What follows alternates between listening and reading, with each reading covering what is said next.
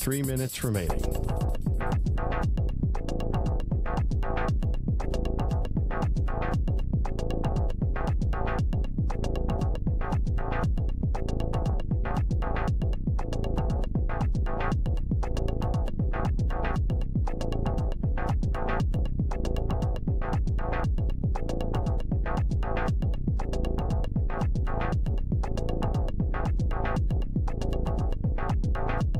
Two minutes, 30 seconds remaining.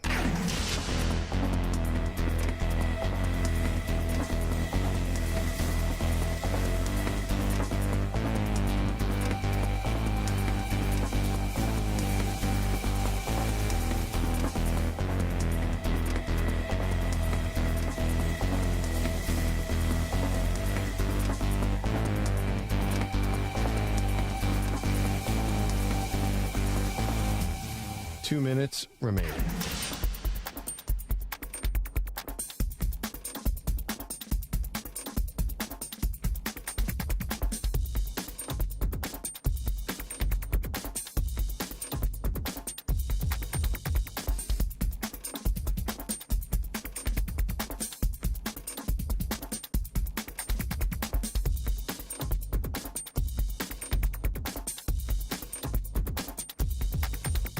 One minute, 30 seconds remaining.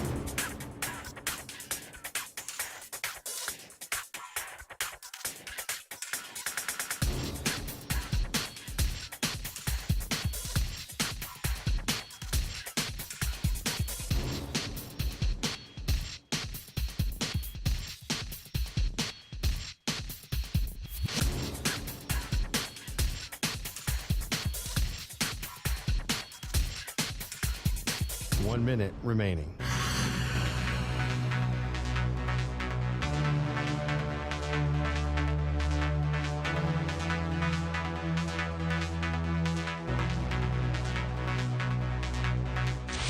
Five seconds remaining.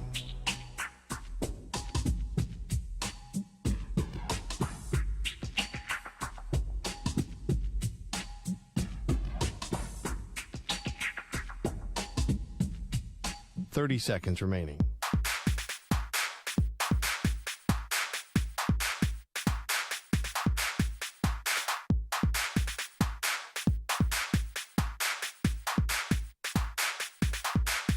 Fifteen seconds.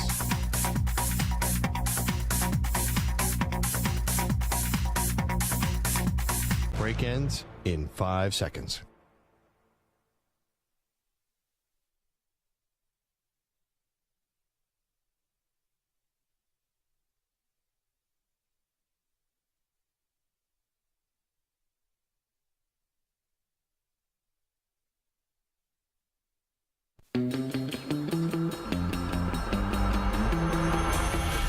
Dorm room with my own private bathroom in the dorm room. Look at you. Isn't that crazy? Yeah, but you had to be an RA in this particular set of dorms. I felt like I was King George or something. Yeah, what are you, the quarterback of the football team? Jeez. Yeah, I felt like royalty. I mean, if that doesn't get you chicks, I don't know what will. No, you'd be surprised.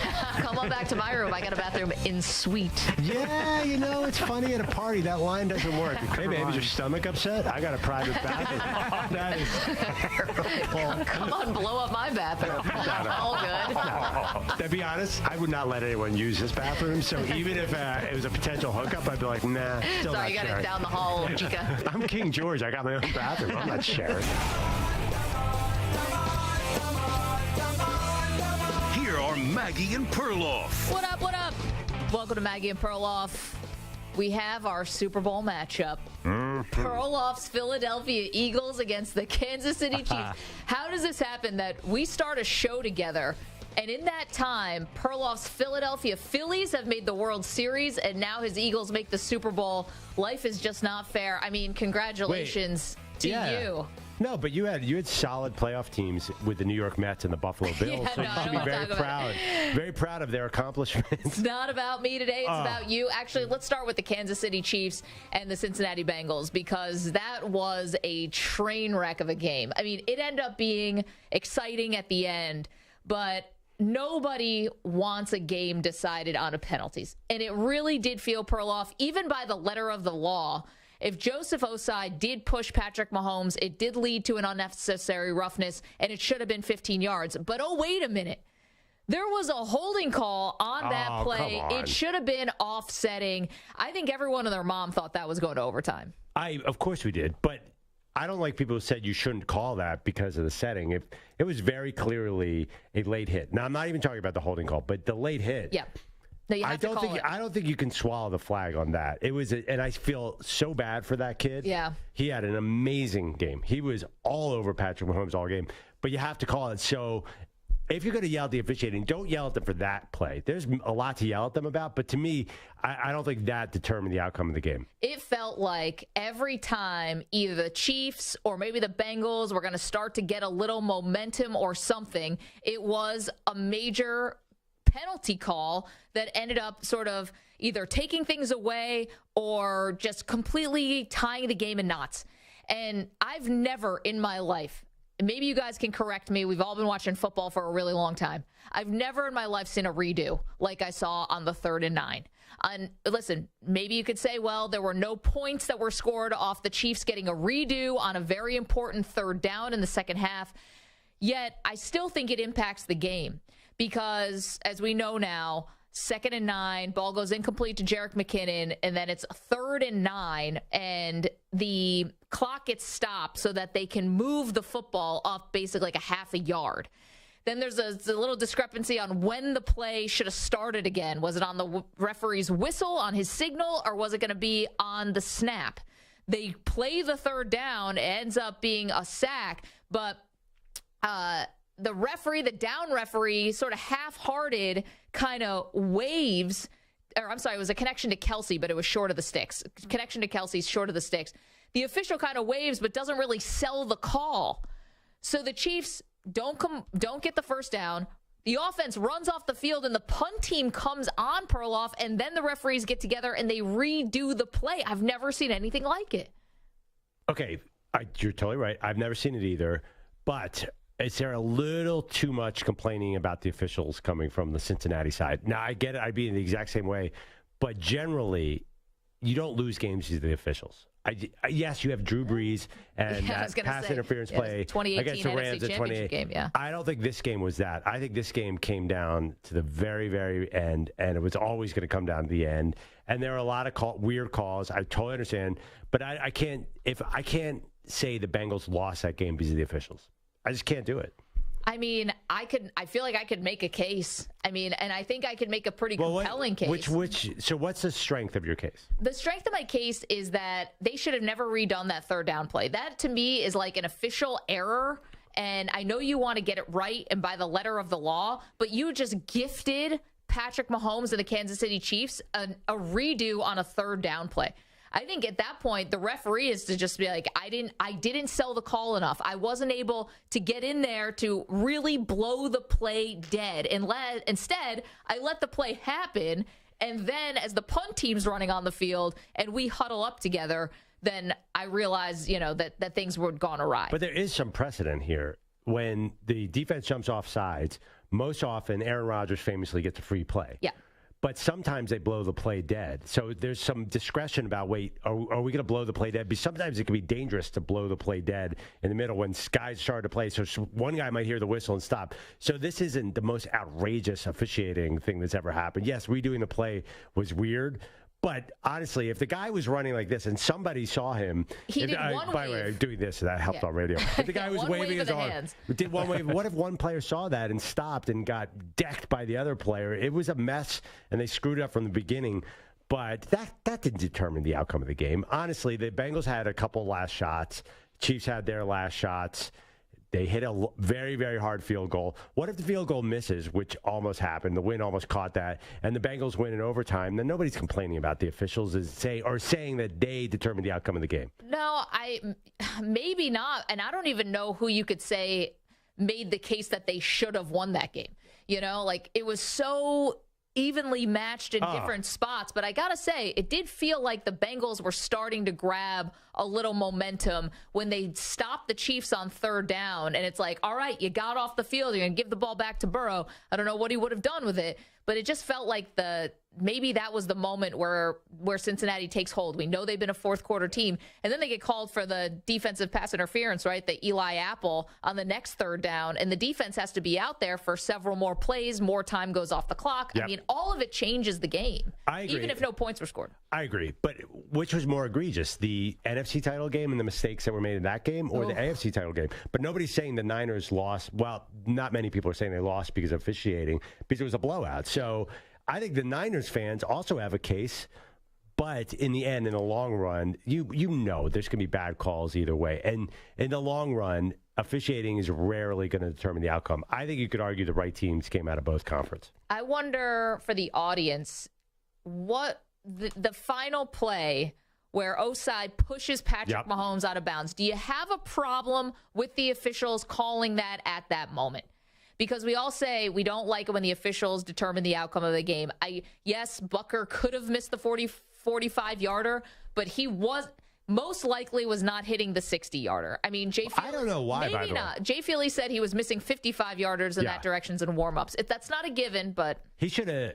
If the distance he had on that kick made me think Andy Reid should have kicked it earlier when he had a 54-yard attempt or 55 and decided to punt. Yeah. Because he had plenty of leg. It just, the wind was moving everything. You could see the flags were going crazy. So, yeah, that was no give me that he hit that. There was a lot that happened in that game. Honestly, I think the Bengals had their shots. Can we agree? I agree with you. I thought Lou Anarumo, the defensive coordinator, had the Chiefs figured out. The Chiefs were not really the Chiefs. They looked much slower. They had opportunities in the first half. The second half, it dried up. I thought there was a moment where it was going to become Burrowhead. I was with everybody else. I'm like, oh, here we go again, Joe Burrow. But credit, Chris Jones pulled an Aaron Donald from last year's Super Bowl. He did. And just put the team on his back and said, I'm going to kill the quarterback. And I think so in that way, the Chiefs earned it. And the Bengals kind of blew it, although I don't even see it as a blowout game because it was so close on the road. They were impressive. They're an impressive team. They're going to be back. But I think it's a cop-out to blame the refs for this. Yeah, I don't. 855-2124-CBS, 855-212-4227. I would have called the unnecessary roughness on Osai. I think you had to do that. Yep. You feel terrible for the guys. He's crying on the sideline. And the reason why you feel terrible for him is because he had such a good game. Even on that drive and on the first down play, he was all over Mahomes. Like, he was having the game of his life, maybe. Big time. 22 years old, went to Texas, right? Like, he's having the game of his life. And then he's now going to be remembered like D Ford is remembered for, his playoff blunder. Both those guys. Well, D Ford made a lot of money, and Osai will make a lot of money, which is okay. I felt a little better about this whole situation. I immediately, like everyone else, tell me about this Osai guy. Second year, heck of a game. Football in front He's of him. going to get a $50 million contract, so this is not going to define his career. If it was a guy who was on the fringe and really only made $3 million in his career, and that was it, I would feel even worse. So the Bengals, though, with 2:30 left to go in this game, had the ball.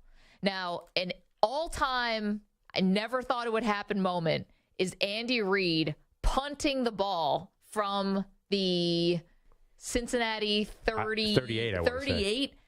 I know it was a 4th and 8. Yeah. I just never thought I'd see the day. I was like, here comes the best play that Andy Reid's ever designed in his whole life to try to get first down. Instead, they punt it. They pin the Bengals to the 6-yard line, and Burrow couldn't get over the 33, his own 33. At least he had that 3rd and long to Hayden Hurst. Yeah, that was cool. An unbelievable play. Yep. I think the Eagles have a coaching advantage 2 weeks from Sunday. You already want to do Super Bowl breakdown? I'm not doing Super Bowl, but I think Andy Reid, you could see, Andy Reid is no late game master, Maggie. I know he's one of the great coaches of all time. That one worked out for him. That worked out, but you cannot have felt totally confident. There is one coach in the league who is making the best decisions on 4th down, and his name is Nick Sirianni, and his coordinators are on fire right now. So that Andy Reid late game thing, I've seen it a million times. I'm telling you right now, I did not have confidence in Andy in the last 2 minutes. And believe it or not, I have confidence in Nick Sirianni, something I never thought I'd say. All right. I'm not going to throw cold water on Perloff's big victory lap here. First off, we got a long way to go. We got 2 weeks. We got a lot of back and forth to go on with the Eagles. Can I just make one point about the Eagles coaching staff for how incredible they are, and they really are good? In a close game. Can we get a close game? Can we get a game that Hopefully means not. something in the playoffs where they're not up by 2 touchdowns and basically they have to sit on a lead, or like the Giants game was over in the first quarter? I just want to see this crew, these geniuses. Can I just see them in a close game? Okay. Can I see them in a one-score game? In a I'm playoff telling game? you, it's like the Spider-Man meme, 2 Spider-Man. Andy Reid has no interest in this close game either. This is going to be who can make the worst decision in the last 3 minutes. You're right, Andy Reid's punt worked out, but at the time, like you, I said, Andy, you're going to really be mad at yourself if the Bengals come down and score here. Yeah, early cheeseburgers was what I was thinking. But instead, they're going on to the Super Bowl, as are we, by the way. We're going to be in Phoenix. Yeah. Nothing wrong with early cheeseburgers, by the way. I think we're all 4 o'clock. Cheeseburger time. Yeah, on this show for sure. Yeah, we see yeah. you guys in the chat. It's not just the cheeseburgers. 4:20 would be a nice time for a cheeseburger in the chat. You guys are nuts. Of course, you can listen to us across the country on CBS Sports Radio. We are also streaming live right now, right this second, youtube.com/CBS Sports Radio. The chat is already up and rolling. The Weedos. They're not weirdos. They're Weedos. Because they hit 420 every hour on the hour in every time zone that we're in. By the And way, we you're love welcome. you guys for it. You're welcome in the chat if you do not partake in any mind-altering substances. I had to sit down on the computer and show my parents this weekend how to get into the YouTube live nice. and to get in the chat. So everyone, be on your best behavior. I don't want to. Perloffs enter the chat. I don't want to dampen your buzz by putting my parents into the chat. I know Perloff brought the narcs into the chat. Way to go! Just No. They're probably high too. It's totally fine.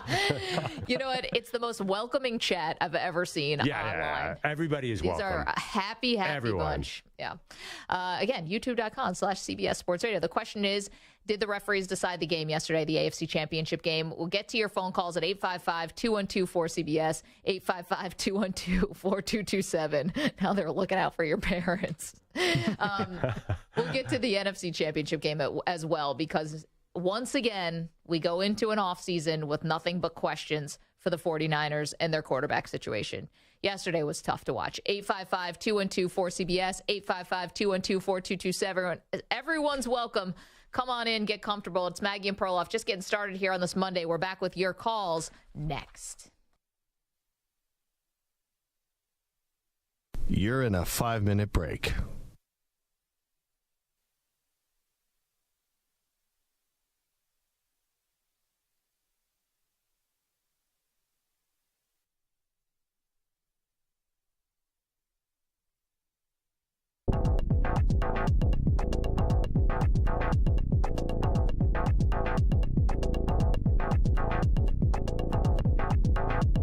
Four minutes, 30 seconds remaining.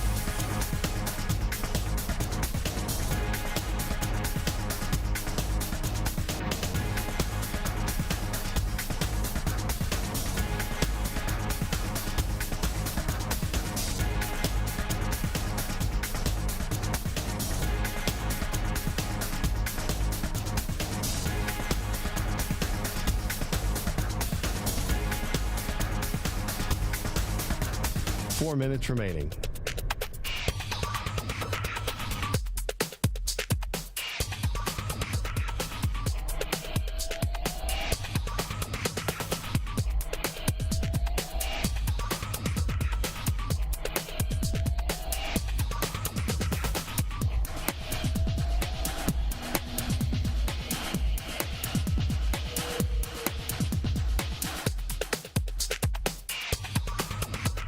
Three minutes, 30 seconds remaining.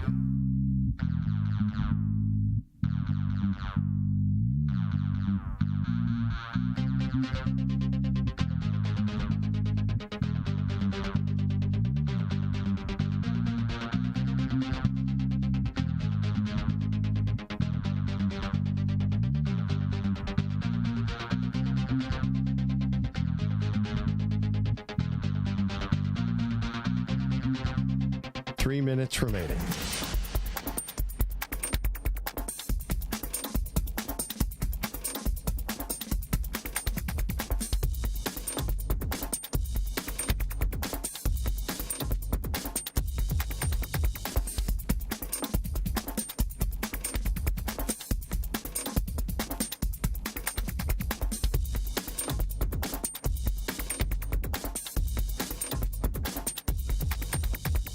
2 minutes, 30 seconds remaining.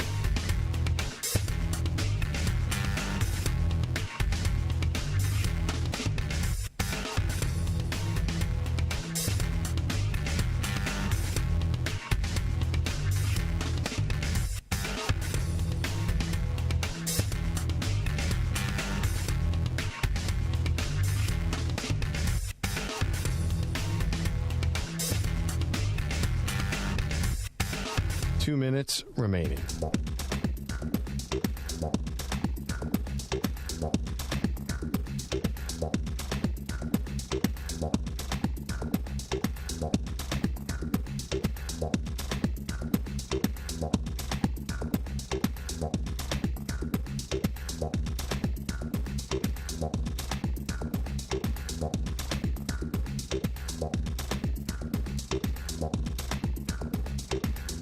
One minute, 30 seconds remaining.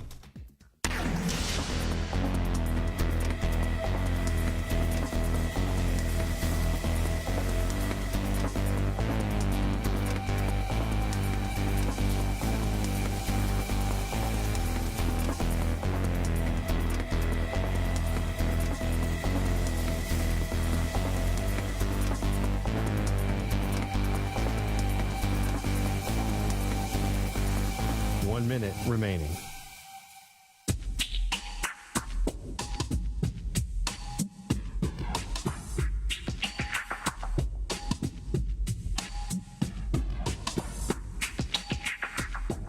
Forty-five seconds remaining.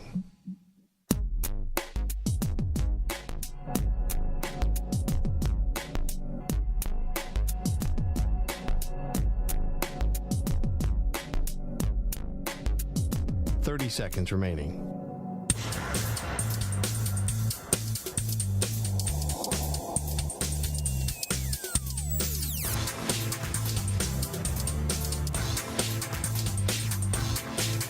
Fifteen seconds.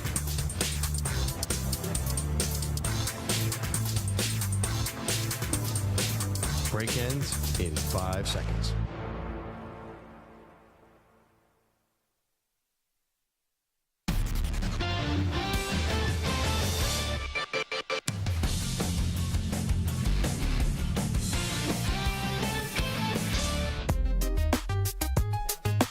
This NFL postseason, every Westwood One NFL broadcast streams live for free.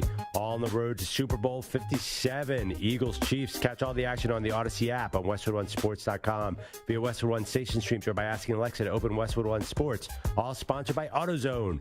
Free battery testing, free battery charging, and replacement batteries that fit your needs. That's what makes AutoZone America's #1 battery destination. Get in the zone, AutoZone. A lot of celebrating in Philly and KC. And I understand the frustration of Cincinnati fans. I also kind of understand the frustration in San Francisco. I feel a little robbed that we didn't get to see a full game on Sunday. And you were in the stadium. I was in the stadium, and it was the greatest party I've ever been to in my life. It looked like 80,000 people just having at it. And, you know, you're in the stadium, and you're not watching on TV, so you can't exactly tell what's a bad call, what's a good call. Yeah. But there were a couple questionable calls, and the guy in front of me put it well. He goes, I'll take a win. I don't care if the officials screwed up 100%. I need to go on to the Super Bowl. That was the prevailing attitude in Philly. Of course. But, yeah, if you win, you're okay with the officials. That being said, in general, my philosophy, and this, I don't care if it's the NFL playoffs, LeBron James, in the end, I feel like officiating is a wash for all the teams. So I cannot point to that as the main culprit in why Kansas City beat Cincinnati. But I understand that Cincinnati fans feel differently. Okay, well, I mean, mainly a wash, just the discrepancy in the NFC Championship game. I mean, 11 penalties were called against San Francisco. 7 of them gave first downs to the Eagles. Only 4 penalty calls on Philly. Now, listen, maybe they're warranted, but it's like that's not in the wash there. That's a major tilt. One team had a quarterback. One team was trying to give the helmet that has the signals to Christian McCaffrey. Don't you think there were other reasons that there was the Niners were a shell of themselves? And the defense still played well. I thought they still played very admirably considering everything that was going on the offensive side, knowing when the opponent knows you can't throw the ball. Yeah, I mean, you're down 3 touchdowns and handing the ball off consistently like you're trying to bleed clock. There was obviously something wrong. So I don't think you can evaluate the officiating. And besides, the Eagles hit the wire on the punt, which is so stupid why that wire is still there. That made me so mad. I was fired up for about a half hour until the score got out of hand. Yeah, imagine if you're a Bengals fan today, how fired up you are. The question today is, did the officiating determine the AFC Championship game? We want to hear from you at 855-212-4CBS, 855-212-4227. I'm a little more on the refs today, thinking they did a pretty bad job. Perloff's giving them a pass. Big Dave is in Kentucky. He's up first. What's up, Dave? How are you? Hell no, they didn't determine the outcome of the game. Yeah, Dave. I mean, listen, my news feed has had so much Bengals cry that I'm worried about phone damage. I mean, here's the thing. The Osai call, I mean, that's a no. You have to call that one. Yeah. Yeah, I mean, anybody that wants to question that is an idiot. I mean, the only really bad call, to be honest with you, that I saw was the pass interference call against Mike Hilton. I think that was ticky-tack. But listen. Wait, hold on, though, Dave. One thing, though. The Osai, you have to call that out of bounds, but there was a very egregious, in my words, holding penalty that happened on that play as well. That should have been offsetting. Okay. All right. I'm not going to question that because you know what? They could call a hold on every other play on someone. As a matter of fact, I saw someone on Twitter this morning that showed a couple examples of plays where a Bengals lineman could have been called holding, and they weren't. But, I mean, listen, here's the thing. Yeah.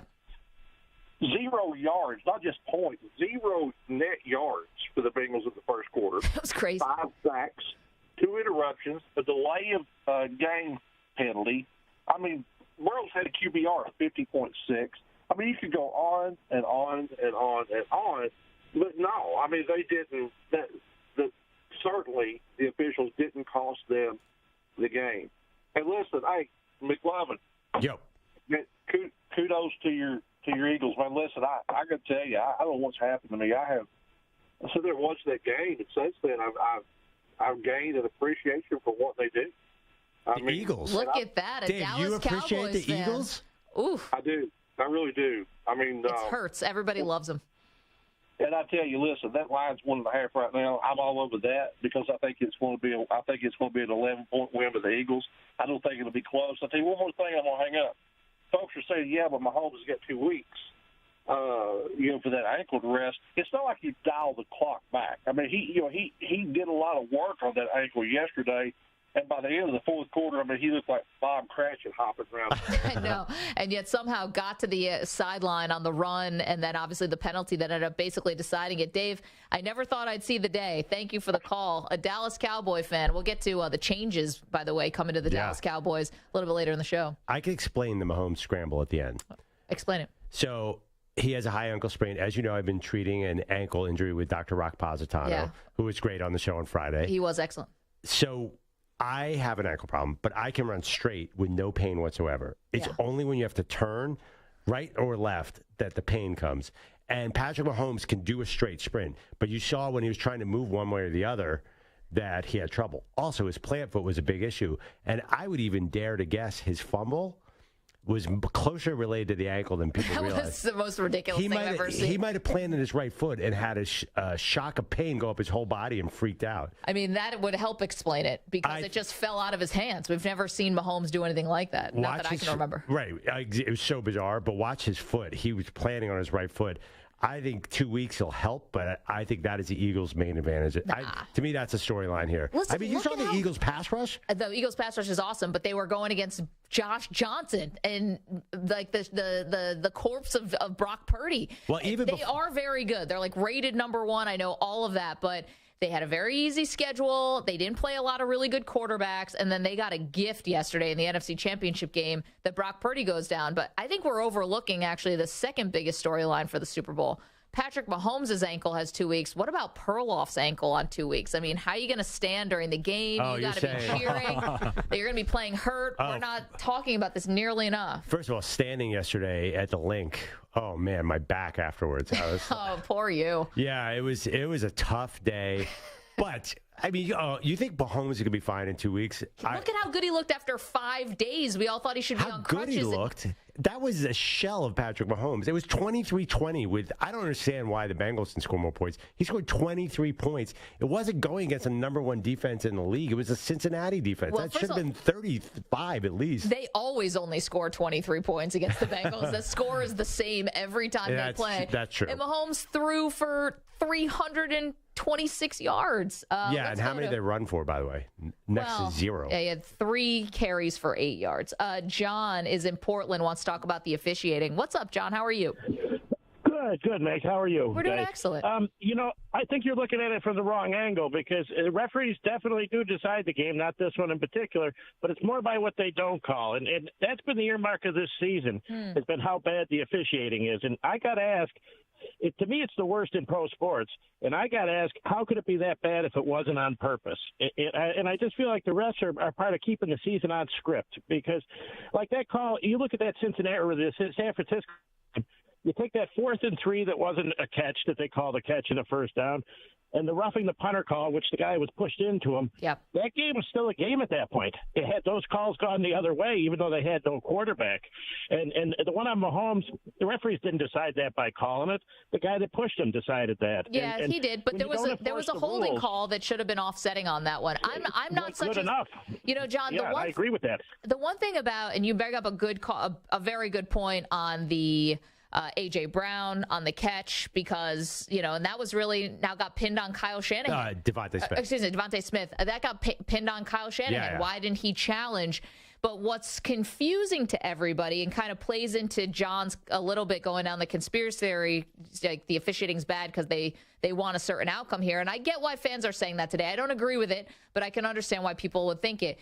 There is this thing called NFL replay assist. It's a new thing where the league officials have access to every camera. They don't have to wait for Fox or CBS to replay any of the plays. They have every angle they can see it in a nanosecond. Sometimes they call down and they interfere and they'll reverse a call or they'll make a call so that a coach doesn't have to throw a challenge flag. And sometimes they don't.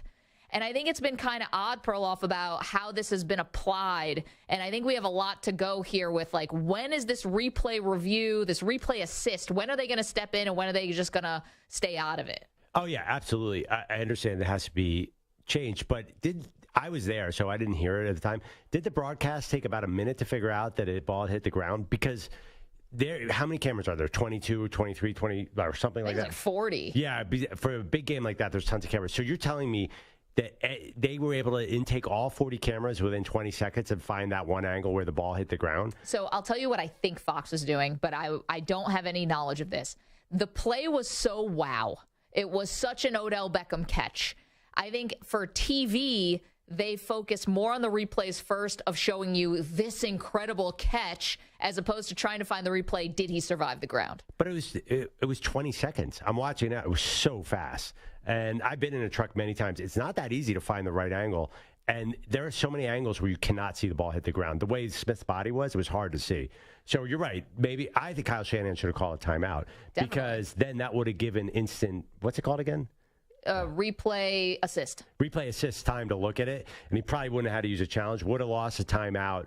But so what? I think it was such an important play because it was 4th down. You're right. It was huge. It changed the entire tenor of the game. That being said, it was a 31-7 game. And that was early. Yeah, I mean, unless you could guarantee me that Purdy wasn't going to get hurt because of that, I don't think that was a big determining factor. How about Ken? He is in Baltimore, wants to talk about the late hit penalty. What's up, Ken? How are you? Hey, first of all, I must say hello to Perloff.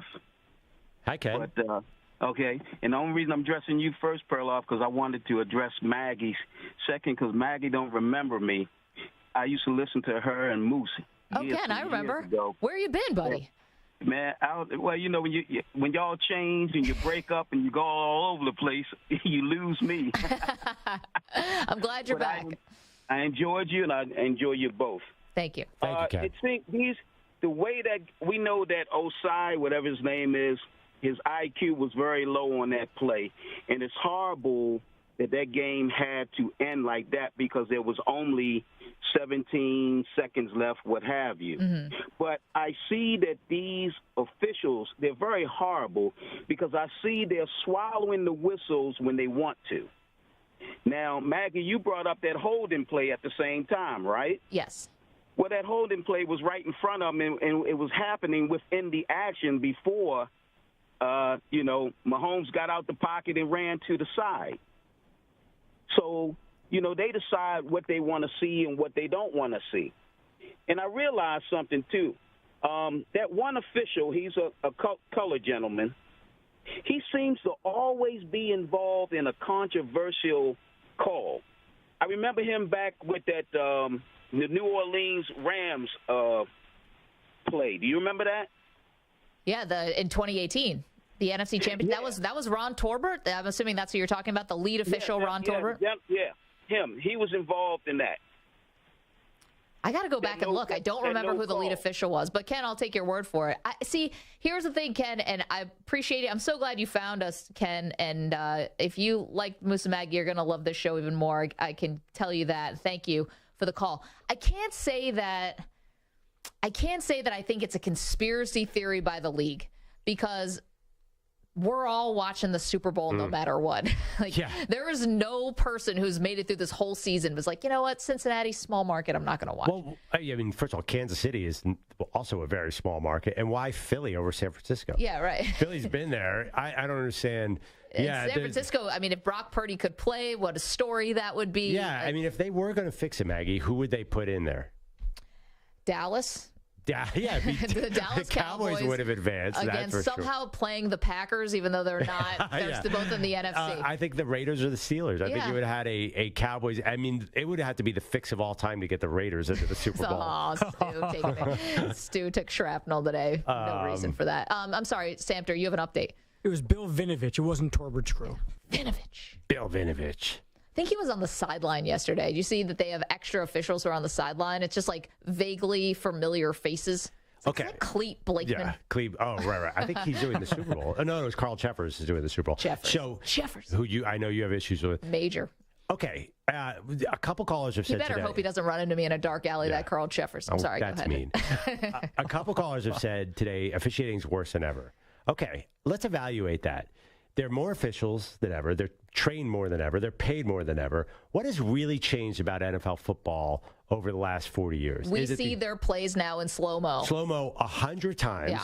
That never existed. And we have Twitter, which plays the clips again, and we have social media to complain about it. You're telling me in 1986 that they got all these calls right? No way. No, we complained about them, but only to like the person at the next bar stool or. But they didn't even show all these replays. This Devontae Smith drop.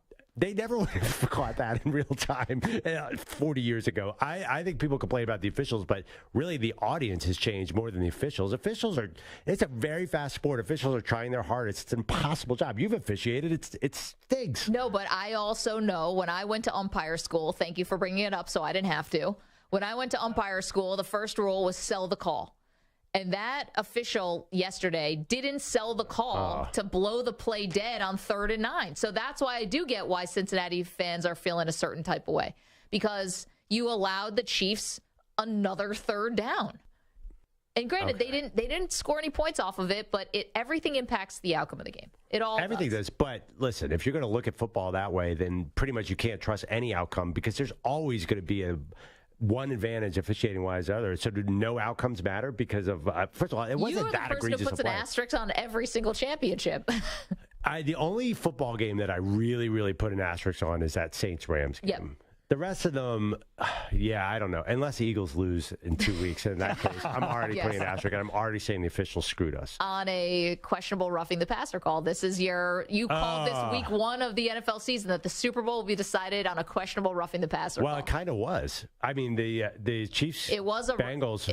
It was an unnecessary roughness. It wasn't roughing the passer, but yeah. I mean, listen, in the year 2023, they are always going to err on the side of quarterback safety. So they had to. If they had not thrown that flag, that would have been a bigger shocker.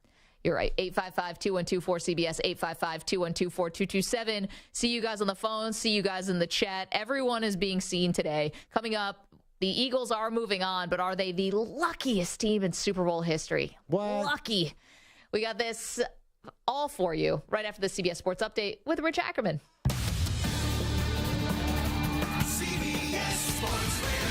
Sports Flash. Well, the NFL season comes down to the Eagles and Chiefs in Super Bowl 57 in 13 days. Both teams were the top seed in their respective conferences. Nick Sirianni has led the Eagles back to the big game in just his second season. It didn't seem as if he would be the right man for the job in his opening press conference, in which he looked uncomfortable and unprepared. But first impressions in this case can be deceiving, as he won over his team and now one win away from the thrill of a lifetime. You dream about your whole life, and like I said to the guys, we've all been dreaming about it, whether you were dreaming about it when you were 2, 10, 14, 18, or when you got in the NFL. It's something we all dream about.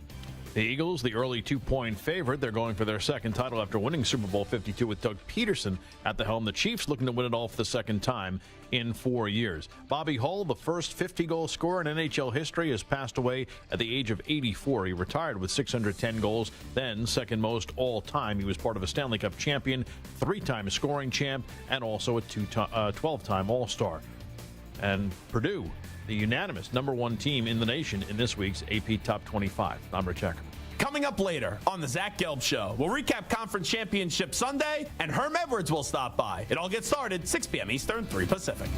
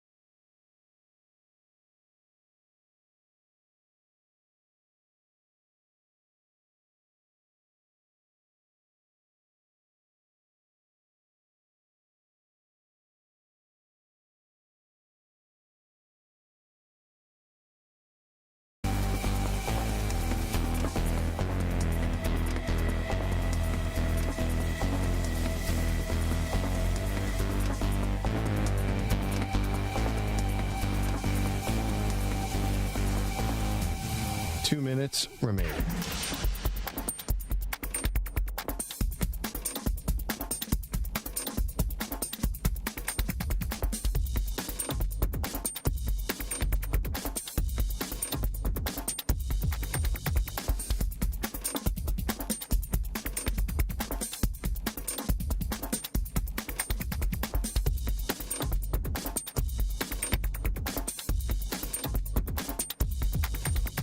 1 minute, 30 seconds remaining.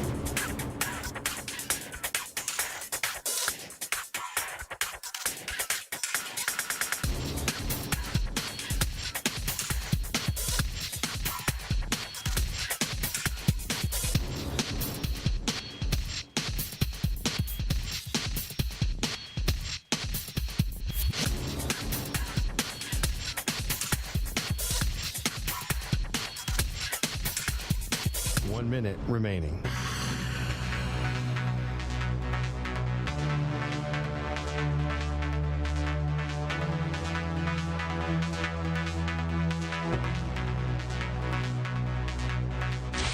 Five seconds remaining.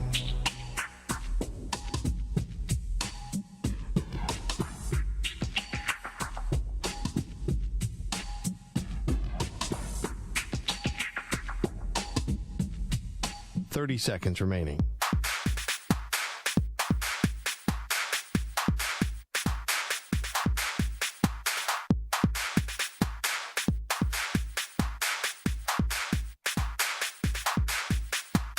Seconds.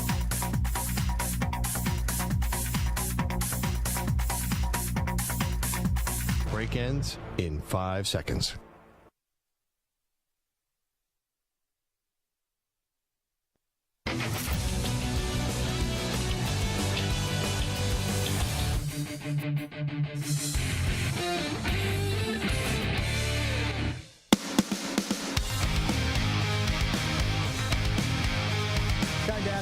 Where you, the listener, get to ask us a question, brought to you by O'Reilly Auto Parts. Simply check out the link, cbssportsradio.com/askthepros, or tweet your question at CBS Sports Radio using the hashtag AskThePros. Be listening later in the show when we might answer your question. All right, I know we have 10 days to break down the big game, as they say. Yeah. The Super Bowl, Eagles-Chiefs. But why are you already saying that the Eagles haven't beaten anybody? Why do you think the Eagles are favored? And they should be favored because, to me, I know we have 10 days, but they're clearly coming into this game the healthier, better team. It seems obvious to me. I couldn't believe there were some. I think the Chiefs opened as a favorite and then immediately switched to the Eagles.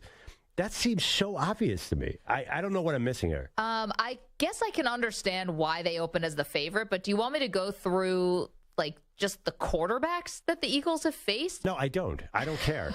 How can you tell me?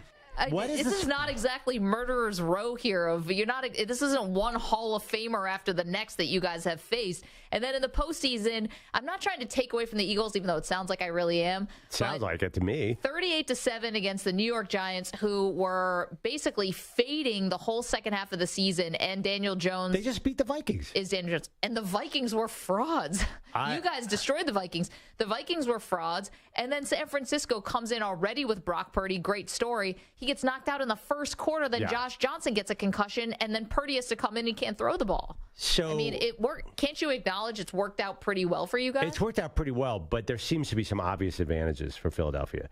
Their defensive line, they rotate in all these defensive linemen, and they have all these big guys that they signed to stop the run.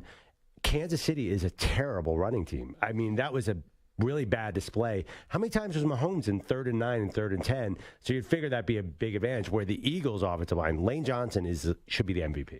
Forget Patrick Mahomes. Forget Jalen Hurts. He and Kelsey were both very good. Yes, it seems like the Eagles, just on paper, have a big advantage there. Now, listen, I'm not too cocky because I know how football games go. But bottom line, 2 weeks and Patrick Mahomes is going to look like Patrick Mahomes because that Patrick Mahomes will be very vulnerable against an Eagles pass rush. So I think the common sense, and I know common sense never actually plays out. The common sense is that the Eagles being healthier, to me, is the big storyline going in. Yeah, but the common sense should have been Joe Burrow was fully healthy and the Bengals should have won that game, and it didn't work. Finally, the Bengals O-line shows there was a bunch of backups who had to hold on every play and let Chris Jones take over the game. So Bengals weren't healthy either. I know. Health. I know. Bengals, now your offensive line looks bad. Thanks a lot. As said every Bills fan ever. Go back to the phones at 855-212-4227 because we're asking if the officiating determined the outcome in the AFC Championship game. Dan is in Myrtle Beach, wants to talk about bad refereeing. What's up, Dan? How are you? I'm hearing about the roughing the quarterback and the holding penalties there at the end. but nobody's mentioned anything about. I've never seen this in the NFL before until that game. Joe Burrow on 3rd and 17, he sacrifices his whole body, runs 18 yards, dives for the first down, and then all of a sudden they said false start. False start, they stop play immediately. Why did they let him go into danger of getting hurt and bring the whole play all the way back? I mean, you're right. I'm trying to think of when exactly this is. I just want to go back. Was this in that happened in the either early in the fourth quarter or late in the third quarter. Late in the third quarter. I remember I remember one Joe Burrow run that didn't get called back that was really good, where he ran for a first down and kind of like barrel rolled a little bit. Are we talking about the same thing? No. He did that twice in the game. Okay. But this one it was 3rd and 16, and he ran the 17 yards scrambling up the middle. He was straight up the middle of the field. And then when he dove and got the first down, they called it back and said it was a false start. Man, just brutal. I got to go back and find the play. But Dan, we will go back and find it and talk about it. Listen, brutal penalties. Crowd noise. The crowd played a part yesterday. Could have contributed to that false start problem. Man, it did seem pretty crazy loud at Arrowhead/Burrowhead. Well, we're not calling it that anymore, are we? No, because Travis Kelce. Can we hear a little bit of that? Travis Kelce made it abundantly clear whose house it is. Man. Woo! Burrowhead my ass! Woo! It's Mahomes' house! That was on live television. We have some more Kelce. Let's hear it. Hey, I got some wise words for that Cincinnati mayor. Know your role and shut your mouth, you jabroni. I mean, Travis Kelce, just go to the WWE after this, right? Like Gronk did his little turn when he retired before he came back with Tampa. He's got to go either AEW or the WWE. I don't know if Travis Kelce has the physicality of a Gronk to really last in that situation. Oh, come on. Yeah, he does. Travis Kelce's kind of a pretty boy. I don't know. The WWE needs those, too. I think Jason Kelce would be a great wrestler. Now, the tag. By the way, were you aware that they were going to meet in the Super Bowl? Because that's not being talked about enough. That and the fact that Andy Reid used to coach the Eagles. Did you know that? I was aware of that. Wait, you mean both Kelce brothers are going to be there? Yeah, apparently it's Kelce brothers. Apparently they have a podcast. I don't know if you've heard about this. That's so weird. I wonder how their mother is handling all this. With her jersey that's like all split up. Yeah, my guess, just out of the blue, because I haven't heard anything about it, is maybe her name is Donna. I don't know. Shot in the dark. In the dark. The Q rating of the two Kelce brothers has never been higher. I mean, what are they going to do with it? Like, you have this opportunity they now. They're the most popular podcast in the country. It was like #1 the other day. It feels like every week we're grabbing something from that, whether it's one of them saying something or they have great guests, but them and McAfee all over. And us. Listen, obviously, we all go viral. We all make a lot of news around here. But it's one thing to have an awesome podcast, which is not nothing. You can get paid a lot of money for that. It's great. But you're the Kelce brothers, and the floor is yours right now. Right. Everybody wants to talk with you. You're going to have 100 microphones. Like, what do you do with this moment? What do you want to launch? Like, how do you use this moment? The Harbaughs didn't do this at all. Doublemint gum? Wait, what do you mean? First of all, they get paid millions and millions of commercials. They have this podcast is something to launch. This is great for them. I don't know what else. Some sort of product line like TB12. No, that's what I'm saying. Like, what do they like? I was going to say a WWE career. There's got to be a product. A law firm, Kelce and Kelce. Like, what are the Kelces? What's a product? Like, we saw Chris Long has his podcast now, right? And it's all about, just like the Weedos in our chat, all about getting stoned. What are they Kelce podcast? It's right in front of you. I don't understand. This is an incredible thing for them. You're thinking too inside the box, Perloff. We got to have bigger things for the Kelces. Yeah. I mean, the podcast is nice. They want to take over the world. So how do they take Elon world? Why? The Kelce brothers absolutely do not want to take over the world. They want to sit and chat with their friends. No, they're not Elon Musk and Jeff Bezos who want to build. Do they the Kelce brothers? I don't get that vibe at all from them. They sent up Strahan. Why can't they send up the brothers? I actually heard this once from someone. This is many years ago, where Kelce was already famous, but he wasn't like super duper famous Travis Kelce, and he wanted to do a podcast. And I know this for a fact. He went in and pitched an idea to someone where he wanted to do the Curb Your Enthusiasm for athletes. And they're like, what does that look like? How do you pull that off? He was a visionary. He was ahead of his time. It looks like the New Heights podcast. It's exactly the kind of stuff. I mean, they nailed it. No, I don't think he can do any better. And also, I'm sorry, I don't think this is me. I don't think Travis Kelce is the deepest thinker on earth. I don't think he's trying to catapult the fame of the Super Bowl into. It's not Bono or Angelina Jolie or something here. Even those are the two names that came up with, Bono and Angelina. He's supposed to be an ambassador for the UN or something? No, I don't think so. But that doesn't mean that he's not smart. I think he's a pretty sharp guy. I know what he's going to parlay. I know. What's he going to parlay? Yeah, a podcast. He's not married. He's going to parlay this into dating somebody super famous. Yeah. No, that makes a lot of sense because Travis Kelce probably couldn't land any girls before the success. What, are you kidding me? A celebrity relationship? A tall, handsome millionaire who's already had a dating show that lasted 3 seasons or something. Right. Travis Kelce is probably so bored of sleeping with women that he doesn't even care anymore. That's the one thing I was going to say. Parlay. I actually want to say parlay it into about 100 beers and 700 hookups. That's what Travis Kelce wants. But he's already got that. He does not need a Super Bowl appearance for that. Well, he's already had 2 Super Bowl appearances and 1. This is the 3rd in 4 years. This is as close as we have to a dynasty right now. Is there a woman on earth who's like, well, I was on the fence about whether I was going to date Travis Kelce, but now that he's facing his brother, maybe you date Jason. Yeah, I think Travis. He's married. I think Travis was doing fine before. I see bigger things for them. You think I'm not getting it? I don't think you're getting it. I think he should have either a dating show or a podcast with his brother. That is, he should use.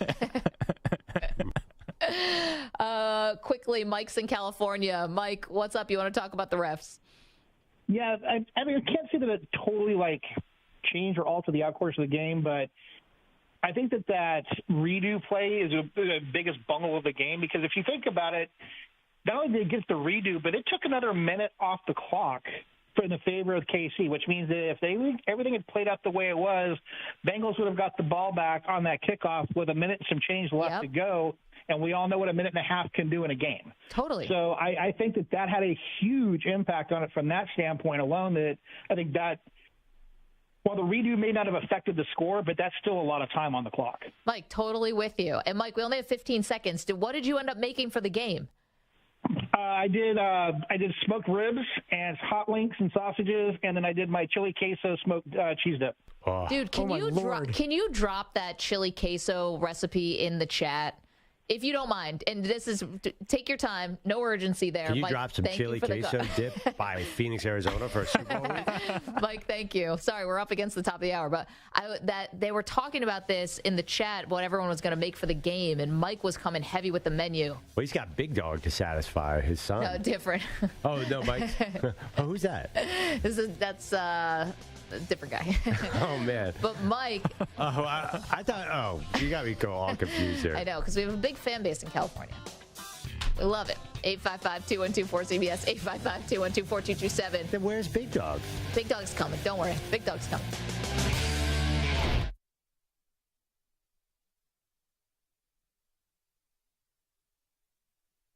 You're in a 5-minute break.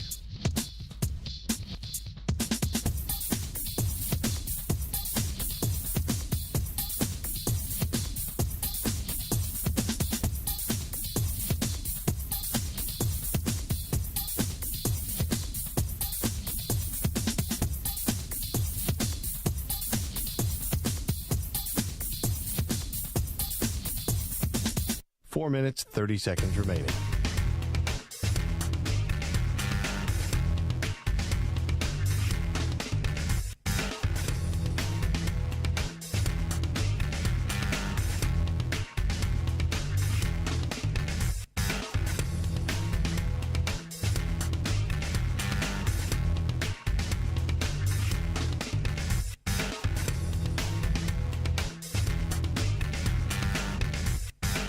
Four minutes remaining.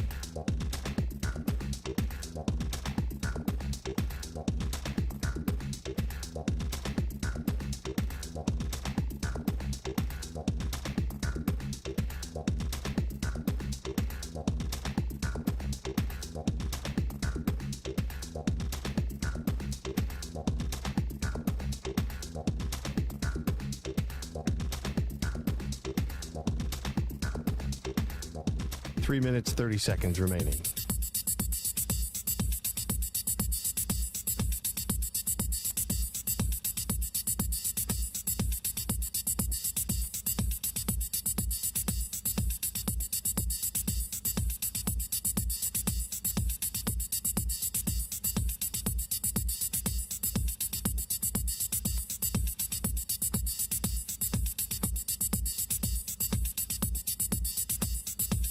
Three minutes remaining.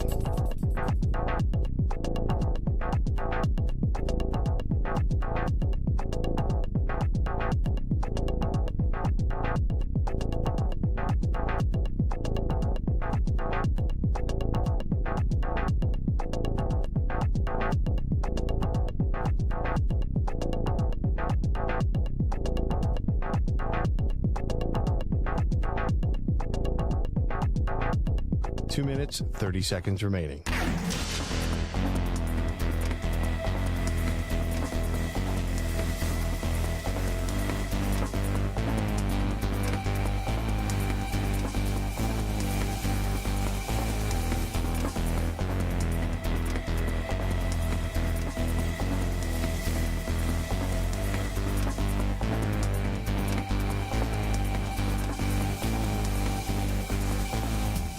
Two minutes remaining.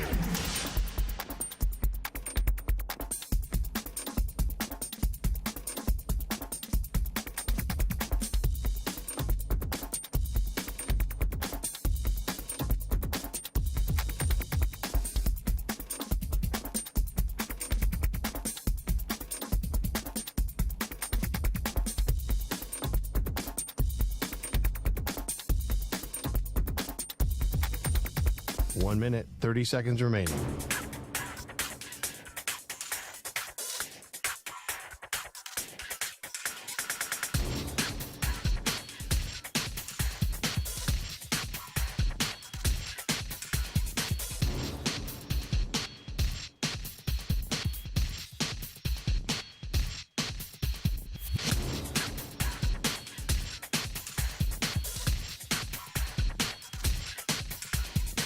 One minute remaining.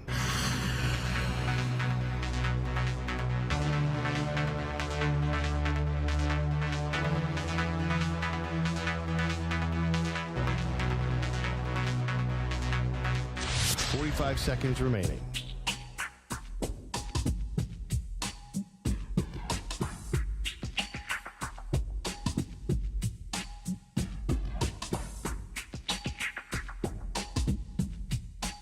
Seconds remaining.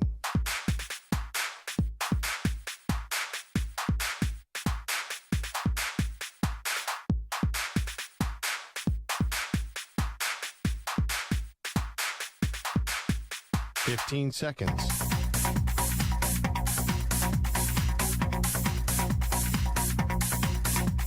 Break ends in 5 seconds.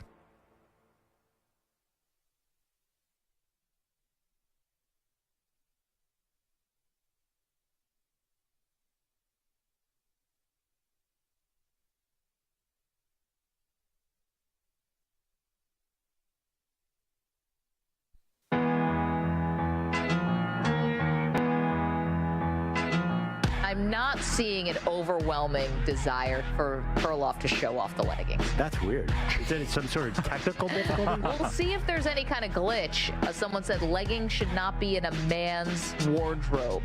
Performance pants.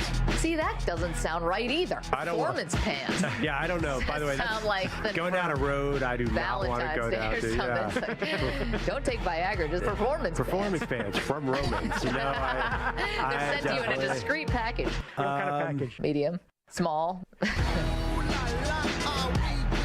Here are Maggie and Perloff. What up? Welcome to the show. So glad to have you. Games yesterday were weird, maybe. For Perloff, they were amazing. He was One at of them was awesome. Yeah, they definitely were weird.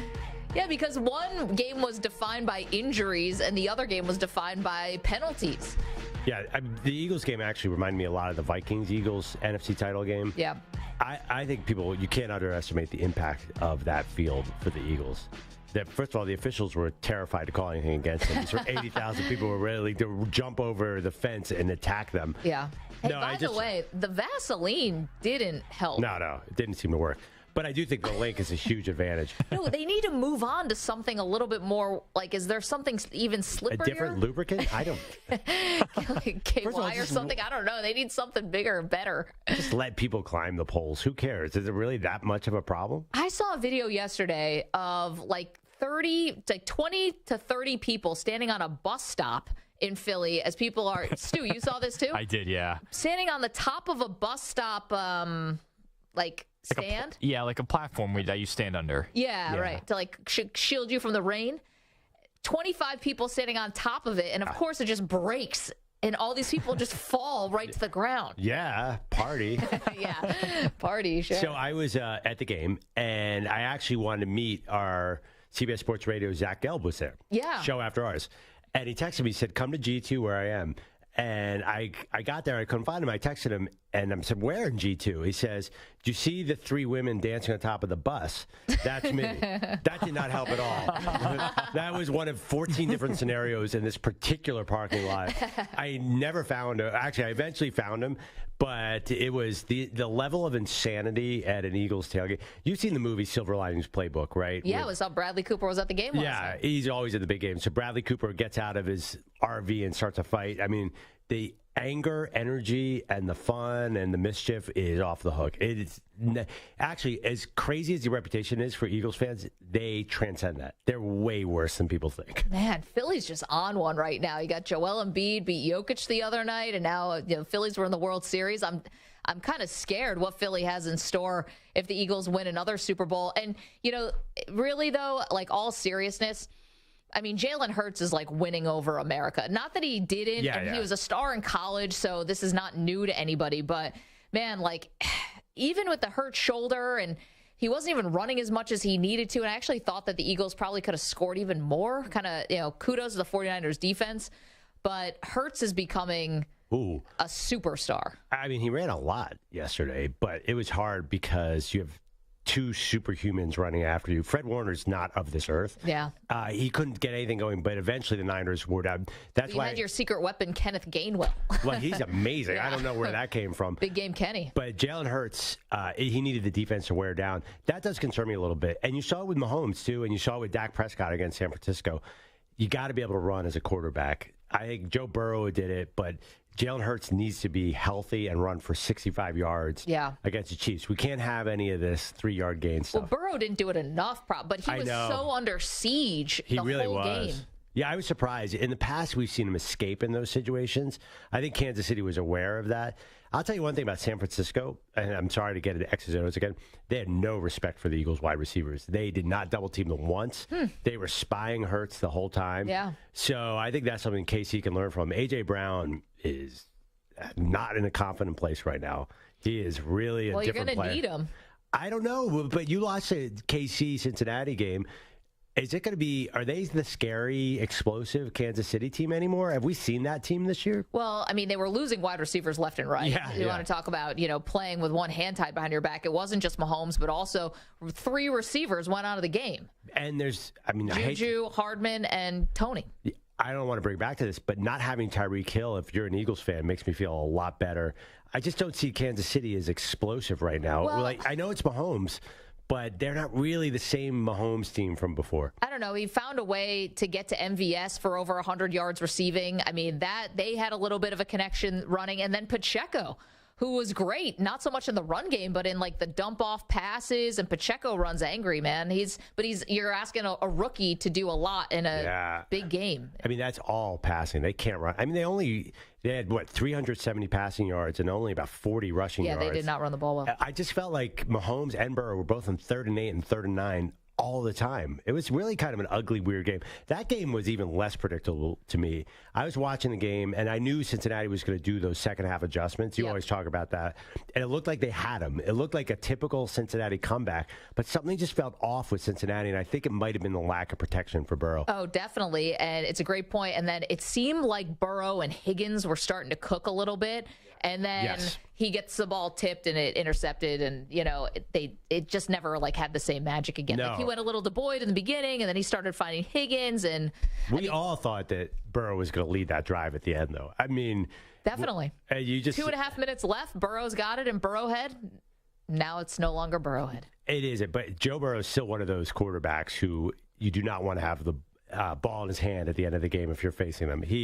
I don't think Burrow. I know Mahomes really maybe took a step up. I don't think Burrow took a step down after this game. He is still a dangerous quarterback. I did not think that he took a step down, but Mike is in Indianapolis, has a thought about Burrow. What's up, Mike? Yeah, I'm going to upset some folks. I think we've elevated Joe Burrow way too quickly to the quote great or elite status, and let me tell you why. You look at the two biggest games of his pro career: last year's Super Bowl and yesterday's game. Mm-hmm. He was outplayed by better passers and more experienced quarterbacks. Let me break it down for you real quick. Both Mahomes and Stafford had lost receivers, were down to second and third and even rookies in the Super Bowl. Let's see, both led game-winning drives, both threw more touchdowns than Burrow. The reality is, I think Burrow is a better-than-average quarterback, but I think we've gotten so caught up into his cult of personality, if you will. Yeah, right. The cigars, the swag, and we just hang on his every word, and even the, and even the punchable face. We've just gotten really just kind of caught up into his thing. And in reality, what has he really done? Well, he really beat Mahomes 3 times in a row. Okay, in regular season and in last year's playoff game. Right. I get that. But I watched last year's playoff game, and I really think that the Chiefs, and Mahomes especially, really got careless with that game. And because I remember that whole issue around the red zone towards the end of the first half. But I just think that we you think we elevated Joe Burrow a little too fast, and that maybe he's like saying he's the next Tom Brady. A little bit. Yeah. Right. Because you think about what Tom Brady did at his very first Super Bowl appearance. What did he do? John Madden's in the booth calling, "Hey, they need to just run out the clock and go to overtime." And he's like, "Screw that." Yeah, and right. Wait, Mike. Name 3 quarterbacks who are better than Burrow. I'm sorry? Name 3 quarterbacks in the NFL right now that are better than Joe Burrow. Well, what do you mean by better? Better. Who do you take? What do you mean by what do you mean? Guys, listen to what I'm asking. In what aspect of the position are you talking about better? Because, you need a quarterback for one playoff game. I'm saying, in last year's Super Bowl, he was outplayed. Okay. Now the guy he went up against went through 3 straight fourth quarter comeback drives to win the game. And then we already know what Patrick Mahomes is. So my point is in these big moments, in these big games, it's not that he plays bad. It's just that he doesn't do anything to propel the team forward. Well, Mike, I see what you're saying. I mean, I just don't think that Perloff and I'm not going to speak for Perloff. I just don't think we agree. But you make a case. I mean, I would say that going into Buffalo and beating that team in the snow, I think we were right to elevate Burrow after that. It was an amazing performance. Yeah, and it was consistent with everything he'd done. I understand Mike's point. He did not win that Super Bowl. But I still think there's only one quarterback you clearly take over him, and that's which Mahomes. is Mahomes. I guess I wonder if, say, the Rams, instead of losing Odell Beckham Jr. in that game, if they lost Cooper Kupp, do you think they win? No, probably not. Right, but I think Aaron Donald was in Burrow's lap in the whole fourth quarter, so I don't think you can blame Burrow for that. I'm not blaming Burrow for it. I guess I'm just saying, like, to Mike's point is, Stafford beat him and he had already lost a receiver. He lost a big receiver in that game at Odell. And then you had, Mahomes yesterday lost 3 receivers. But we don't want to take it away. Stafford was awesome in that Super Bowl. So yes, he was. And so was Burrow was pretty good in that Super Bowl. He wasn't bad at all. That was a close game. He had the ball in his hands driving, and it was the defense that sealed the deal for the Rams. Let's get to our pal Jay is in Alabama. Has always got something interesting to say. What's up, Jay? Well, I did say last week, the Eagles are going to what's up, Perloff? You know this about the Eagles. But, what's up, Jay? I did say the Eagles are going to crip walk all the way to the Super Bowl, but, I didn't mean literally as in San Francisco's whole quarterback room is hurt and crippled, and they can't even throw the ball. I didn't mean literally. But as far as the officiating and people saying the game's being rigged and stuff like that, I kind of stopped even talking. I used to scream that from the mountaintops, but I kind of stopped that because basically what it all comes down to, us football fans and the powers that be know no matter what happens, we're still going to watch these games. So it's almost like a crackhead on the street being mad at the dope dealer, and you got to turn to the crackhead and say, oh, man, that's messed up. You're probably going to stop smoking crack, aren't you? Well, I didn't say all that now. And that's basically us. But wait, what's going on? Jay, that's what I always think when people say they're going to stop watching the NFL for a certain reason. Yeah, and I'm like, I've heard this a lot, and I know very few people. I'm not going to say I know none, but I know very few people who turned it off. Nobody's going to turn it off. That's just, people speaking out in frustration, whatever. I was thinking the beginning of that Philly game, like after our man got hurt for San Francisco, I was looking at Philly like, why are they playing like this? What's going on? Something ain't right. But, after looking at it, they didn't have to, because they're saying, Jalen played bad and stuff like that. He didn't have to play good. They really didn't. That was like, how they got 7-on-7? Well, also, they have, it's called Army-Navy. When the O-line goes to the defensive D-line, is running backs against linebackers. That's basically what that whole game was. Yep. It wasn't even 7-on-7. It was Army-Navy. They didn't really have to do anything. Nobody exerted themselves during that game. Nobody got hurt. They're going to be fresh and free, ready to play. And this next 2 weeks is just going to be like humble pie. Just everybody stay humble. Sip some humble sauce. I might move to Humboldt-Boken, New Jersey, an imaginary place in South Jersey, and just shut up for the next 2 weeks. And hopefully we walk onto that podium. But as far as if you're a gambler or whatever, you got to take these things, the officiating, everything. Take that into consideration when you place your bets. That's all I got to say. Besides that, you're not going to stop watching the game. Right, Jay. Solid call all the way around.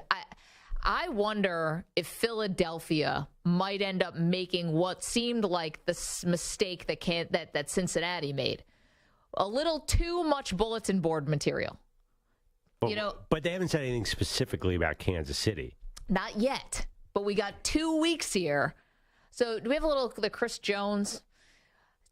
Chris Jones, after the fact, talking about how much the Burrow head bothered them? I'll tell y'all something, man. Don't ever, and I'm looking at the camera when I say this, disrespect Arrowhead. I don't care how many times you done beat us. Don't ever disrespect Arrowhead Stadium. We asked this question last week where the Bengals started to become a little overconfident. They were talking a really big game here, and whether you think it's disrespectful that, of course, players are going to play hard in an AFC championship game, but clearly this bothered them. Whether it made them play harder, I don't know, but Kansas City was bothered by all the smack talk that Cincinnati was bringing. So let me ask you this. If they did not get that late hit and either punted or missed the field goal, it goes overtime, and Cincinnati wins 23-20. Are we saying today, look, man, Cincinnati, I know they won. They overcame their own trash talk. No, we're saying this was a confident team. They believed in themselves, and they knew they could win. These narratives, for that reason, are flawed because that outcome could have gone either way. And I don't even like I think the Chiefs are going overboard and the jabroni stuff. Come on, you were at home, and that was a narrow win. I don't even know. I wonder if they're acting like they won their Super Bowl, which is, honestly, I'm a little nervous for them. You jabroni! Yeah. The Eagles didn't have any of that energy. The Eagles were psyched, but they were just like, oh, we're happy to be here. I don't think they were rubbing in the face of San Francisco by any means. No, they weren't, and you wouldn't after a game like that. But they were really Yeah, good point. excited. I mean, you just beat Brock Purdy, Josh Johnson combination with like Christian McCaffrey taking wildcat snaps. Well, Wildcat snap.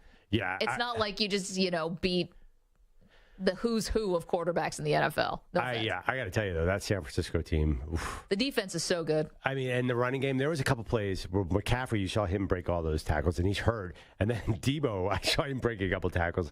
That game was... No Elijah Mitchell. Yeah, that game was not an easy win, as everyone is saying. No, but San Francisco, thank God for the Purdy injury, because otherwise that would have been a battle. They started doing that reverse handoff thing, and it never went anywhere. But they kept having to go to it because they just didn't have enough run plays. It was just too. It was painful to watch. No, the game after the injury and after the fumble by Josh Johnson, the game was over.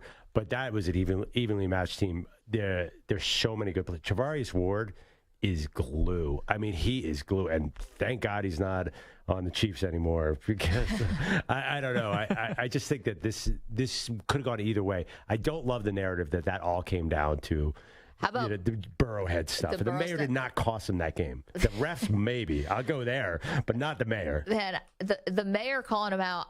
Someone said this. Someone said that there's no way that mayor's getting reelected. I don't know when he's up for re-election, but I heard that, and I got a kick out of it. I forgot who said it. 855-212-4CBS, 855-212-4227. All right, coming up, see you guys on the phones. You want to get in on talking about these games from yesterday. We're here for you all day, every day. Coming up, though, the big change that's also coming to Dallas. Will it make a difference in the Cowboys Super Bowl hopes? We've got that for you as well. Don't move. More Maggie and Perloff. We're across the country on our amazing affiliates on CBS Sports Radio. We are on the free Odyssey app. We are on Sirius XM. We're also streaming live on YouTube right now, youtube.com/CBS Sports Radio. Come on in. Quick, if I can ask a favor, if you're in the chat, hit subscribe. That would be awesome. And we're hanging out with the Weedos here today. Don't move. More Maggie and Perloff straight ahead. You're in a 5-minute break.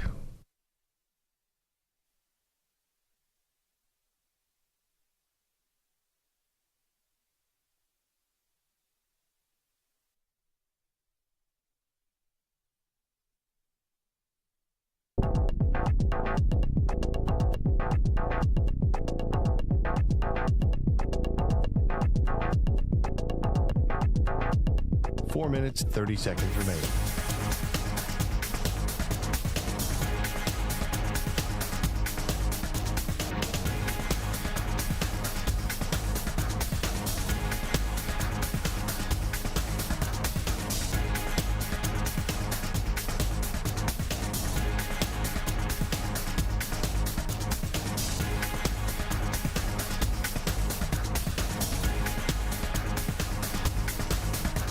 Four minutes remaining.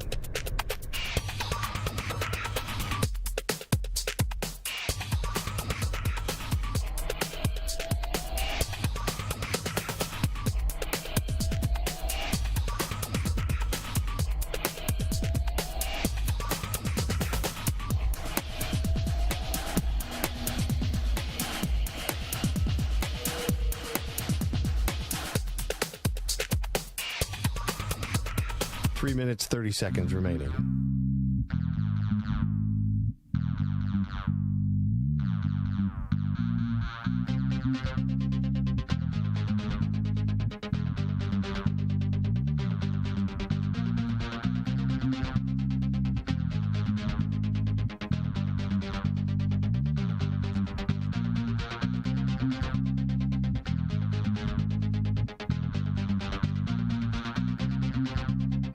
Minutes remaining.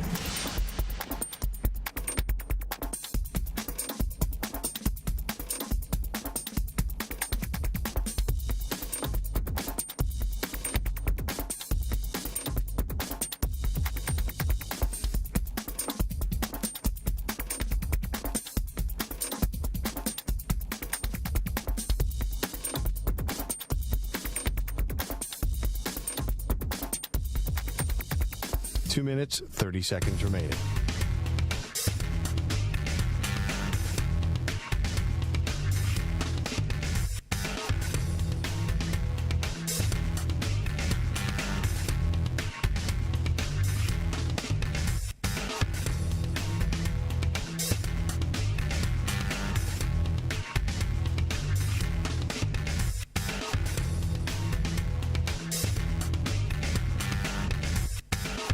2 minutes remaining.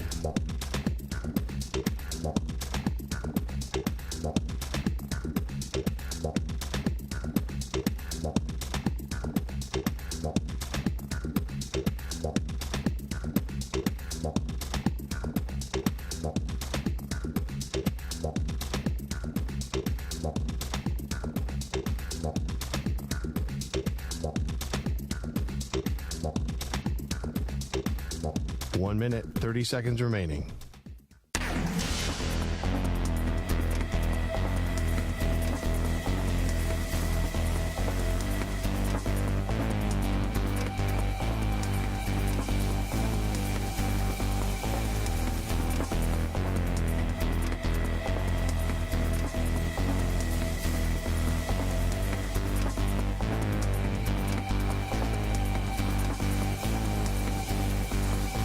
Minute remaining.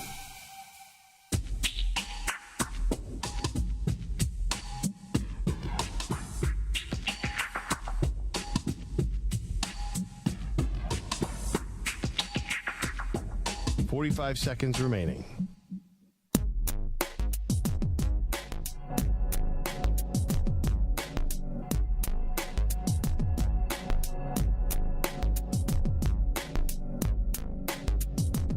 Seconds remaining.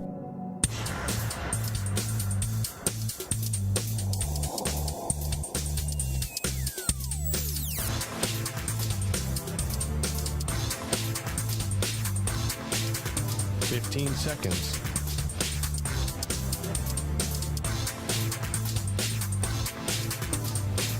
Break ends in 5 seconds.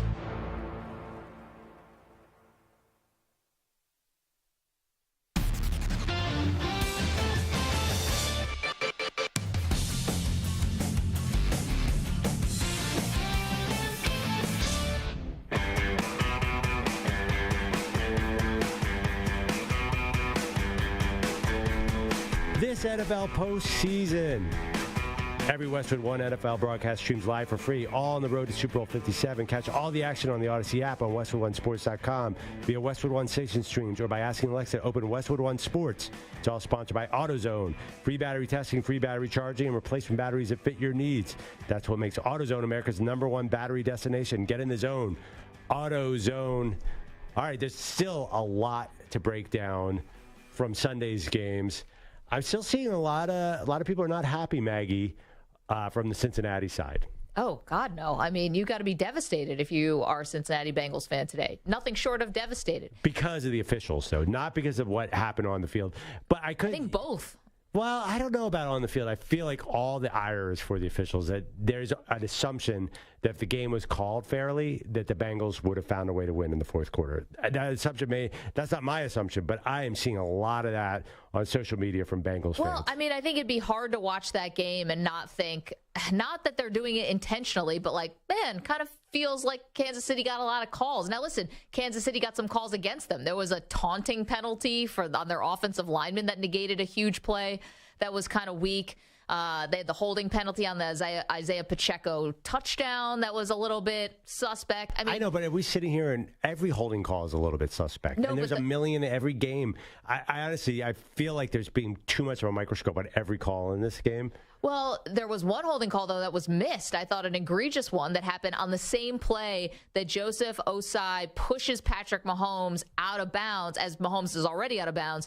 He pushes Mahomes even further out of bounds, and Mahomes takes a tumble. Osai gets called for the unnecessary roughness. I thought that should have been offsetting penalties once you see the holding call. Okay. Jeff Schwartz, former lineman, broke down in total detail why that was not a holding call. I don't know. I'm not an expert on holding call. I don't really understand it some of the time. And I just think that there's 100 holding calls a game. Are we really going to sit here and litigate all of them? Well, I think in a moment where you're about to throw a flag that is, what would you say, 80% is probably going to decide this game when you call that unnecessary roughness, which is the right call. They should have called it. But you're 80% influence in the game. Maybe if something else happens on that play, I would probably take a look at it just to make sure that I'm all buttoned up before I essentially decide this game on this last final penalty. That's what I would like. Take a look. You can't call. Holding has to be called in the moments. You can't go back. Well, it was missed. I mean. Well, here's what Jeff Schwartz, former NFL offensive lineman, said. He said, you cannot ask Orlando Brown, to have his hands in better position.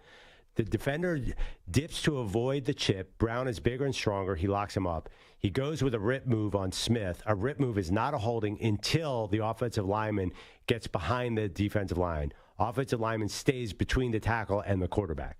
In other words, we have no idea what's really going on here. It was at least, and I understand what he's saying, it was at least an iffy one, and Mahomes was already pretty far away from the defender. I mean, on the broadcast, they made it seem like that was a hold that got missed. So I mean, I'm looking, there's another play right next to him where a Kansas City offensive lineman throws another Bengals guy to the ground.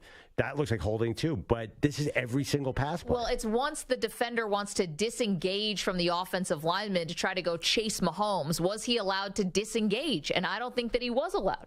855-2124-CBS. In real time, this is bang, bang, bang. Honestly, this seems like a stretch to say the game came down to that missed holding call. I mean, but somehow they end up calling these all the time, right? If like you make it seem like how could they ever get a holding call? I mean, they call plenty of them during the game. I love there's a 1 yard run and they call an offensive holding or a defensive holding on a 1 yard run play that's bang bang. How do you have time to have a substantial hold on a one run? Honestly, don't get me started. I think holding, you're getting into a really difficult territory if you're going to sit and litigate every holding call. Yes, Sam. The one thing I'll say is kind of to your point, if there was even an inkling of potential holding because of the late hit, I almost would have liked to have seen the rest. Like, okay, let me throw the flag. Like, there was a hold there. I may not have called it otherwise, but I don't want that late hit to dictate the AFC champion. So, like, since there was a hold. No, I think they missed the hold. Like, I think they just missed it. You can't go back and call a posthumous hold. I think, if he sees, like, maybe in his head he's saying to himself, I'm not going to call that hold, and then he can throw the flag later. Like, the play's still happening there, and you can throw the flag. But then you just throw a flag on every play and then decide if you want to pick it up. I mean, that's the slippery slope of that idea. You would never pick up a holding flag. There are certain situations where you pick up the flag. They couldn't pick that up. Also, the Mahomes hit came 3 seconds later. If they'd thrown a flag for holding 4 seconds later. We've seen flags come in like super late. Yeah. Most often on pass interference and things like that, not hold. Well, you can't call hold a minute later. That'd be bizarre. Well, if it's 4 seconds, I think you can pull it off. But this is the thing that the NFL is going to have to reckon with here moving forward, is what do they want with this NFL replay assist? How much do they want New York or the officials who are in a booth with access to all of the cameras? How much impact do they want those people to have on the game? Because they're watching in real time with every camera angle. They don't have to wait for Fox or CBS. They can just do it. Like, how much do you want Big Brother essentially calling the game? I want it all, but obviously they would never touch holding. That is never going to be a camera-assisted play. That'd be insane. They can't call down in time. You got to call holding on the spot because there's an official who's assigned to each blocking engagement, and you can't say 5 seconds later like a pass interference call. It's just never, ever going to happen. I thought they missed a big one. Joe is in Florida. Joe, what's up, dude? What's going on? How are you? I'm pretty good, thank you. I got several things. I'll go as quick as I can. There's some guys that called up about 4 or 5 calls ago. I think he's day drinking. For me, like, you guys talk about watching the game, and it's kind of clear, whether it's on purpose or not, that the refs were leaning towards KC. That was clear. And 80% of the game, it's not about Joe Burrow smoking a cigar. It's not about Joe Burrow being Joe Cool. What it's about is protection. Any of us, no matter what job we do, if there's 325-pound guys trying to kill us and take our kneecaps out, cannot do our jobs. So every single time that Burrow dropped back, 80% of the time, correct me if I'm wrong, he basically had 0 time. Yeah. And, the injuries on the offensive line showed up yesterday because Chris Jones was awesome. Yeah. And I think Perloff is wrong. I think obviously the motivation is at an all-time high in an AFC championship game. But I was an athlete. I'm not saying I was a professional athlete, but I tell you what, when people run their mouth, athletes get motivated, and athletes hear it. And that is why they said what they said after the game. And that mayor screwed himself and screwed his city by running his mouth. And when you say, he might be his father, that's just stupid to say that stuff. But Joe, that game could have gone either way. Are we ripping the mayor if the Chiefs, absolutely if the Bengals win? But he's wrong. He is wrong for doing it because when you make a guarantee, if you notice, it's always the guys that can't play making the guarantee. The Eli Apple or Patrick Ewing, Patriots fans, Mike Smith, Anthony Smith going back in the day, Joey Porter. They all make these guarantees. Joey Porter was awesome. Pressure, but no, Joe, I get what you're saying. That's the people who are running their mouth are the ones who don't actually have to back it up. I just want to pause on one thing, Joe, and it's a great call. Appreciate the passion and the enthusiasm. So we had not talked about this, Perloff, but the mayor of Cincinnati, who beyond calling it Burrowhead, which Mike Hilton had done and others, he, on Friday after our show was done, he made a proclamation that Joe Burrow, he said this in jest, should have to take a paternity test to determine if he's the father of Patrick Mahomes. Yeah, I know. Yeah. So I don't know if the audience knew that. I know you did. But okay. That was in poor taste. I mean, that's an understatement. Are we talking about Burrowhead? Are we talking about sports here, or is this the UN and people are supposed to be diplomatic? Come on, people trash talk. I'm not saying the mayor should have done it. Yeah, the mayor. If they had won, that mayor would be getting carried around on people's shoulders right now around the streets of Cincinnati. I know, but they did it, and that's to Joe's point. It's always the person talking smack who doesn't have an impact in the game. Now he brought up, some athletes who I would disagree did have an impact in the game, but that's the point of the mayor. The mayor's talking all this smack, and he has zero impact on the game. So he's writing checks that the players are supposed to cash. Don't do that. No, the mayor is out of line. I totally agree. But this idea that only the scrubs talk trash, like Eli Apple, no. I mean, honestly, that Michael Jordan was the ultimate. The two ultimate trash talkers in basketball were Larry Bird and Michael Jordan. I seem to think they won a lot. The ultimate football trash talker is Deion Sanders, and he won a ton. So this is ridiculous that you can't talk trash. Yeah. Perloff had the Patrick Ewing ready to go. That wasn't nice to Ackerman. That gets under my skin. By the way, speaking of New York, Philly, I hated those things, but still. When he guaranteed, that was a mistake. No, but Mark Messier is a legend forever because he guaranteed. Honestly, this whole Cincinnati storyline could have been they convinced them they needed to build themselves up to be confident. They showed that they could talk the talk and walk the walk. Because that game, I'm telling everyone out there, could have easily gone Cincinnati's way. Absolutely, it could have. Yeah, if Joseph Osai doesn't get flagged, it probably goes to overtime, and who knows what happens at overtime. Can I put another spin on it? Yeah. Are we sure that all this stuff about, Andy Reid got up there. He wasn't talking any trash. He said, we have a big game ahead of us. He was not talking any trash. And a lot of the Eagles players were like, we have a lot more work to do. I don't want to hear we just won this gigantic game. Who cares? You got another game. I don't know what. The Chiefs, I think, are going a little overboard. Okay. They have another game, a much harder game, to be honest. Okay, I'm old enough to remember when Nick Sirianni compared Jalen Hurts to Michael Jordan. That was last week. No, Sirianni was talking a lot of trash. No, Sirianni was great. I believe he called out one of the hosts on Philadelphia radio for criticizing Jonathan Gannon, the defensive coordinator. Sirianni won't stop talking. Yeah. Sirianni is definitely closer to what Cincinnati is doing. But you didn't hear Jalen Hurts say, we showed San Francisco was talking a lot of trash. In fact, I know they got in a little fight at the end, and that was mostly Sirianni's fault for hyping up the crowd, and Shanahan didn't like it. But I disagree with Shanahan there. Sirianni was waving like this to the crowd. You can't see me on radio waving. Hands in the air. He was putting the hands in the air saying, hey, let's get into it. And San Francisco took exception to that. Well, and then Trent Williams tossed a dude on the floor, on the ground. I think that in that atmosphere, Sirianni was just interacting with the crowd. I thought San Francisco was just frustrated with the way it went down. It was not the worst trash talking. And the other thing, too, one more thing. I think this Chiefs-Bengals rivalry is awesome. I think this is the best thing to happen. It reminds me of the Ravens-Steelers. Yeah. Let's go. I don't care. I want more trash talk. I want more fighting. I want them to play next year. Sorry. I want your Bills to be in the mix, too. Well, all right.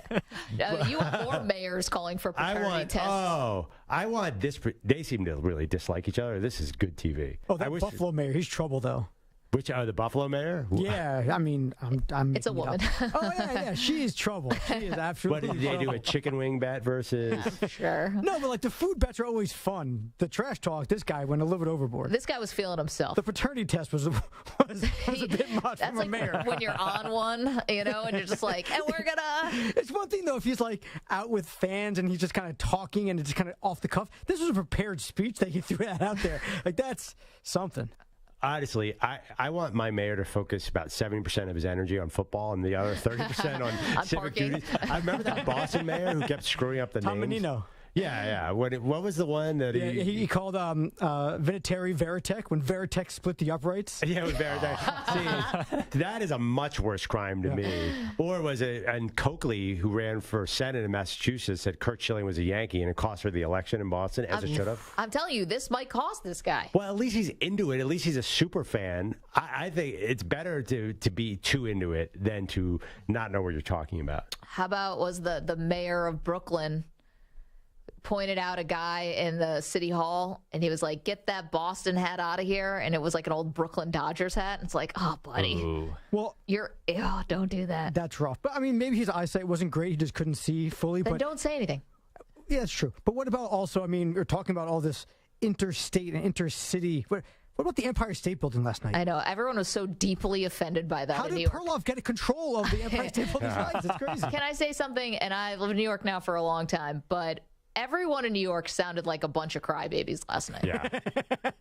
It's the Empire State Building. They didn't light up Yankee Stadium. It's the Empire State Building, not the City of Brotherly Love Building. They announced before the game started, hey, we're going to light up the teams who win the NFC and the AFC Championship game. They both get like an hour. And everyone in New York acted like someone came in and told us the pizza sucks. The Fly Eagles Fly on the tweet was also terrible. Well, they're just trying to hashtag it so that people see it. It was like, I can't get over how offended everybody was. That one struck a nerve. Yeah. Stu, Mike, Ackerman, I know everybody here was really offended. I loved it. You liked it? Yeah, if the 49ers had won, nobody would have cared because no one cared the Chiefs' colors were up. It's Philly. Right? If the Red Sox had won the World Series and you have Red Sox colors on the Empire State Building, like that's blasphemous. Like New York, Boston, Philly, you do not connect them together. I hated it. Yeah. I will be the first to admit it. I mean, look, I'm not losing sleep over it, but I lost sleep over it. Samter tweeted to us or texted it to us, and nobody responded. I just pretended that was the gang green colors of green and white, and that meant that Aaron Rodgers is coming to New York. That's what I. That was the bat signal for Aaron Rodgers is coming to the Jets. It should be either a New York thing or if there's something big nationally, you know. That was big nationally, but I was They probably got money from the NFL. I was driving home from the Eagles game, by the way. Every single building in the city of Philadelphia had turned all its lights to green.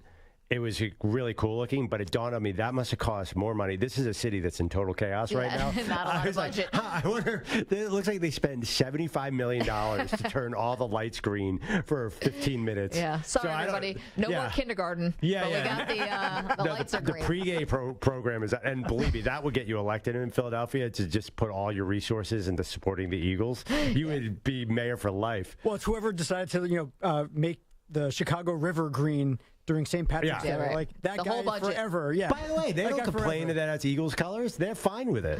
It's Irish. I'm joking.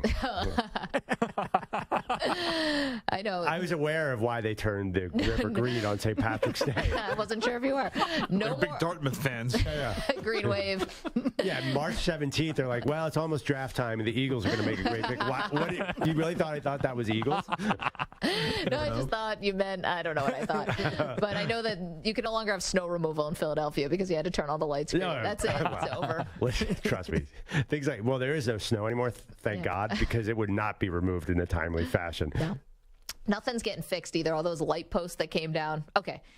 We'll get back to your phone calls. We see you guys. You want to talk about the officiating from last night and the games from yesterday. We want to hear from you at 855-212-4CBS, 855-212-4227. We will also get into the big changes coming to Dallas. You've got to hear this right after a CBS Sports Update with Rich Ackerman.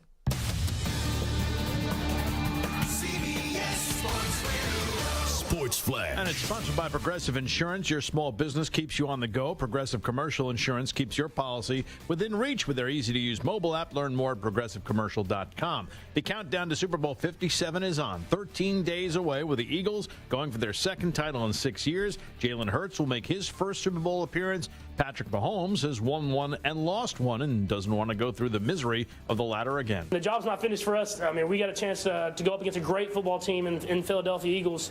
And so we had to enjoy this for about a day and then get right back to it because I've been in the Super Bowl, man. And winning it's a lot better than losing it. It's the first Super Bowl featuring two black starting quarterbacks. After parting ways with the Cowboys, Kellen Moore reportedly set to join the Chargers as their new offensive coordinator. The legendary Bobby Hull has passed away at the age of 84. He was the second leading goal scorer upon retiring in 1979 with 610. He spent 15 seasons with the Blackhawks, winning a Stanley Cup in 1961. He then joined the Winnipeg Jets in 1972, and the WHA becoming the first $1 million man in the sport. I'm Rich Ackerman. This is Jim Rome. We are talking to the biggest names in all of sports in the jungle weekdays from 12 to 3 Eastern on CBS Sports Radio. CBS Sports Radio.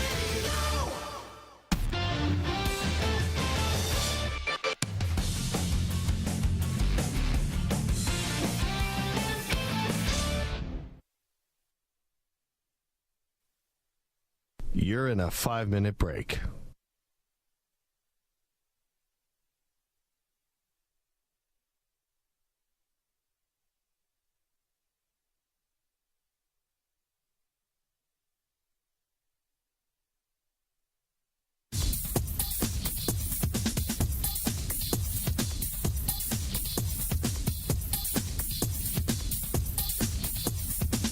Four minutes, 30 seconds remaining.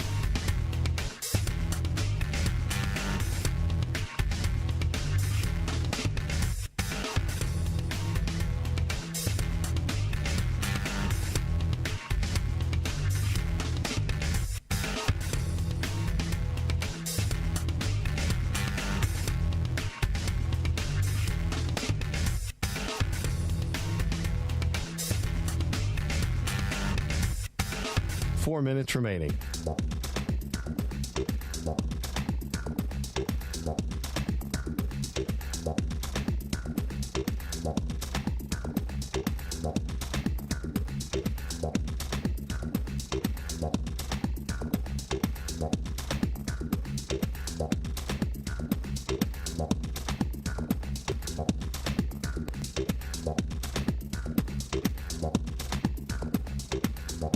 Three minutes, 30 seconds remaining.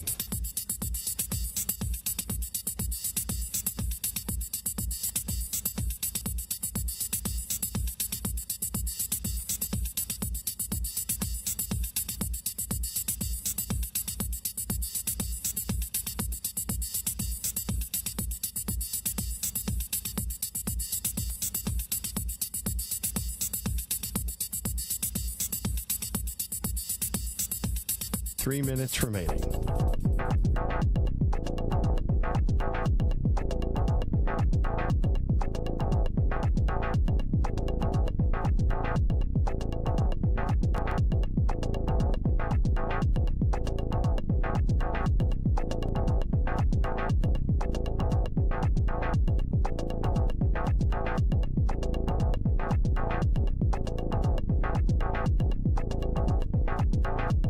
Two minutes, 30 seconds remaining.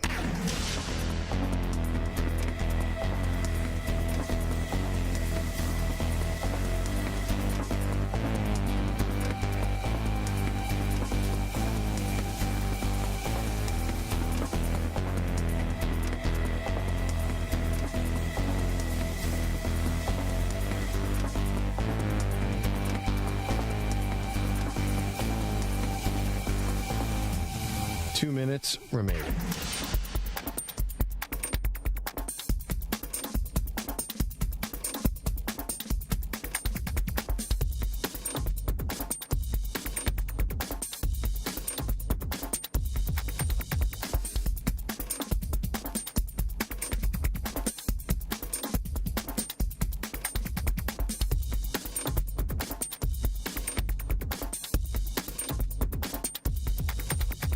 1 minute, 30 seconds remaining.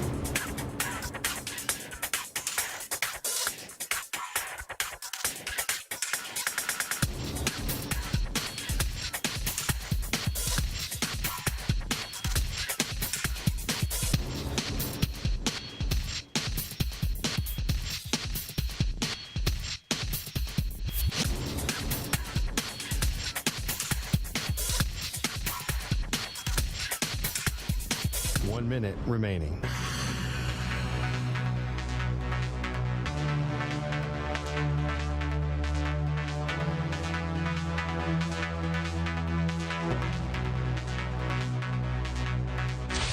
Five seconds remaining.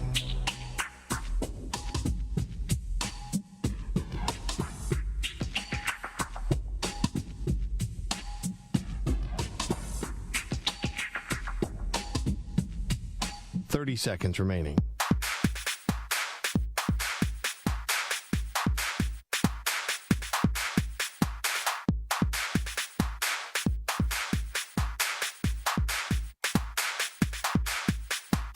Seconds.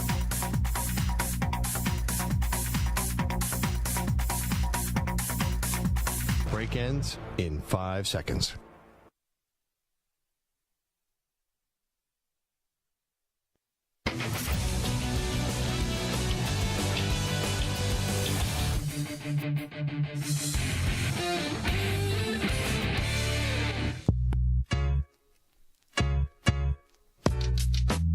Welcome back to Maggie and Perloff.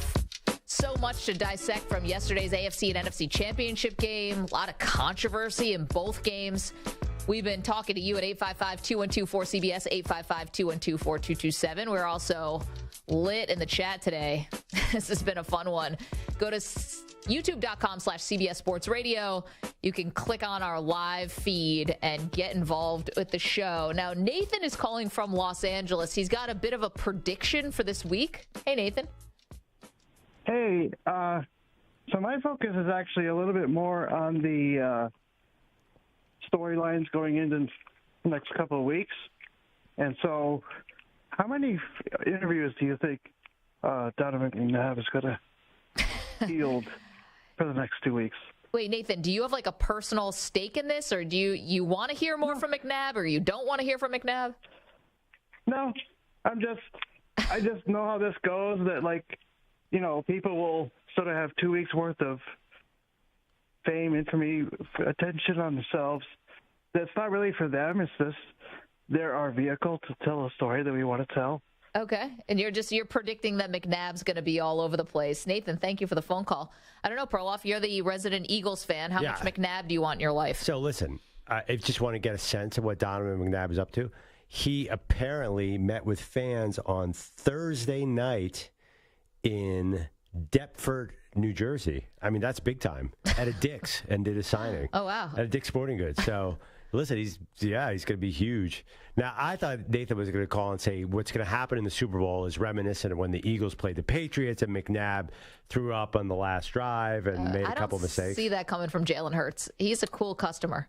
Well, I don't know. You're saying McNabb threw up because he was nervous? I thought he was dehydrated and out of gas. Yeah, I guess maybe dehydrated. I don't see that coming from Hurts either. No, I don't either. But I have no guarantee that Jalen Hurts is going to play a good game because we haven't seen Jalen Hurts play a good game since when? We haven't seen Philadelphia have to play a 4-quarter game in how long? Yeah, well, let's see. Gardner Minshew in the Eagles-Cowboys game. Gardner Minshew doesn't count. But he played, so you're taking away the 2 Gardner Minshew games. So immediately in the last game, the Giants didn't play their starters. So that's 3 games that were knocked off. Yeah. There was a Giants playoff game. I mean, he got hurt in the game against Chicago, right? Jalen Hurts. That ended up being a 25-20 game. That was, yeah. I mean, but what's your point? That the Eagles are not battle tested? Yeah, that's my point. All right. I mean, I don't think you can really even argue with me about that one. John is in Detroit, wants to talk about the referees. What's up, John? How are you? Hey, how are we doing today? We're doing excellent. What do you have on the refs from yesterday? Well, the bottom line is this. You know, you got 2 of the best teams, in my opinion, going to the Super Bowl that I've seen in a long time right now. You know, we can all talk about blah, blah, blah. Super Bowls are typically blowouts. I'm sorry, I'm driving right now, but at the end of the day, these two teams are tough and they're great. You got two great quarterbacks and two great teams, ranked all over the boards of being numbered, all that. So you think we should stop complaining about the referees and just enjoy the matchup? Well, I'm going to tell you about the referees. Oh, okay. Okay. In Perloff's point, and Maggie, I love you to death, but you can call a holding call on every play. Okay? I mean, bottom line, those guys are out there and they're fighting in that gridiron like you. I mean, come on.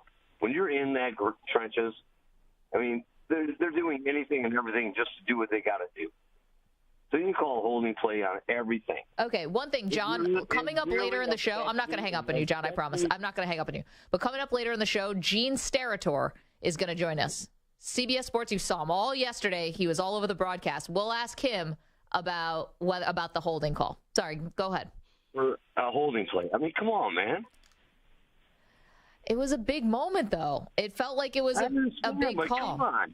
I mean, you could play that. You could call that. I mean, the refs could call that on every single play if they wanted to. Yeah, but some are more egregious than others, don't you think? No, I think they call it when the defensive guy slips and goes to the ground. That's most of the time. And I'm going to hold on. I'm going to give Maggie a point that you want to correct. I mean, you can definitely. I mean, if it's obese, I mean, if it's something that's so outrageous, yes, absolutely. I mean, get out of your mind. What? But I mean, those guys are. I mean, you cannot call the holding play when a feather drops between two people and they're out there. You got 350-pound people beating the hell out of each other. No, I get it. And, you know, you don't want the ticky-tack stuff, John. You and I are 100% on the same page with that. You don't want the ticky-tack stuff. I didn't think that one was ticky-tack. We're going to have to agree to disagree. Let's go to Will in North Carolina. Thank you for the call. What's up, Will? How are you? I'm all right. Y'all doing okay? You know, we're doing good. What's on your mind? Two things. About, I don't know, I'm not going to blame the AFC Championship on the refs, but, I mean, there was like 2 or 3 times, was it just me or did y'all pick up on it? Like, you know, they blew the whistle. It's the deal with the whistle and, like, continuing the play. There was, I mean, I'm sitting here in my living room on my butt on my couch, and I could hear the whistle, like, on TV. And, I mean, that happened like 2 or 3 times. And, you know, the last one resulted in just like a free play for Patrick. But, I mean, they didn't stop the game. And, like, there was 2 or 3 calls, like 2 or 3 times I heard the whistle, you know, in my living room. And, you know. You felt like you heard the whistle, but they didn't hear it on the field. Yeah. Yeah. I understand what you're saying. Yeah. Thank you, Will. I get that. Maggie, you were one of a few people who tweeted, I think it was the Eagles looked like they were getting offsides every play. I thought I was hallucinating. Yeah, there was other players who looked like they were jumping early every play. I think it was Lane Johnson. It was It seemed like he was leaving a tick early, and then I swear the whole second half didn't happen. It was only in the first half because then I started watching it very specifically. One more quick tweet on the supposed hold on last play. Joe Thomas, one of the greatest left tackles of all time. This is not a hold. Get over yourself if you think it was, because that gets called only in high school, but it's not within the bounds of what is considered holding in the NFL because Brown's hands were inside the framework of the DE cylinder and the feet were not beat. I told you about the cylinder yesterday, Maggie. That was clearly inside the cylinder. Obviously, everybody knows that. So it was not offensive interference, and the dunk counts. I don't even know what the heck Joe Thomas is talking about. What about the trapezoid, though? He's talking about the cylinder. What about the parallelogram? That's an NBA thing, right? He touched the ball in the cylinder. Yeah. So I don't want to hear about 3 seconds. I don't want to hear about holding from anybody other than Gene Steratore or a former NFL lineman. Gene Steratore is going to come up in the next hour. We'll get to the Cowboys news, too, and more on the AFC and NFC championship games. Don't move.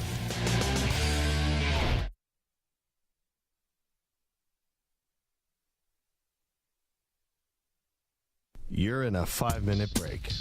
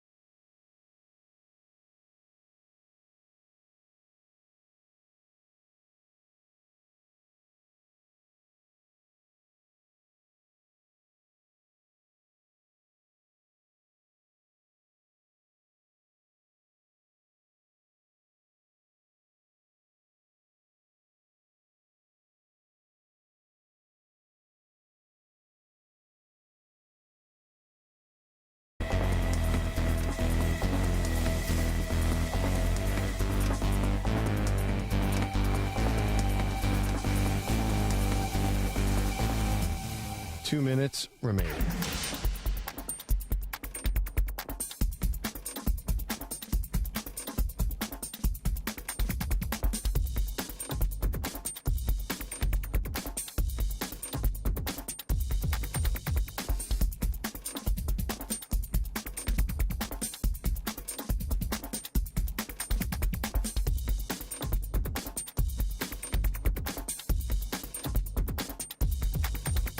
One minute, 30 seconds remaining.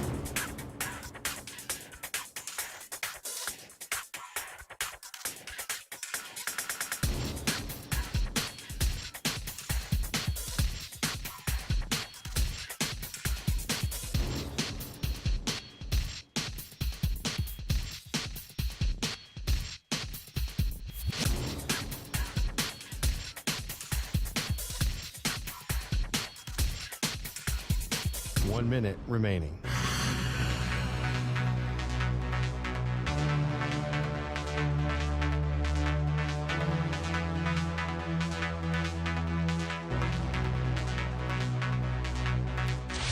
Five seconds remaining.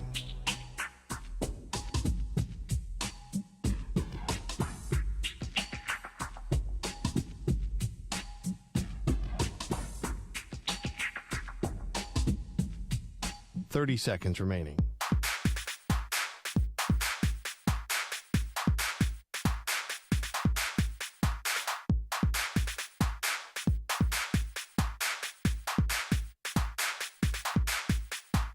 Seconds.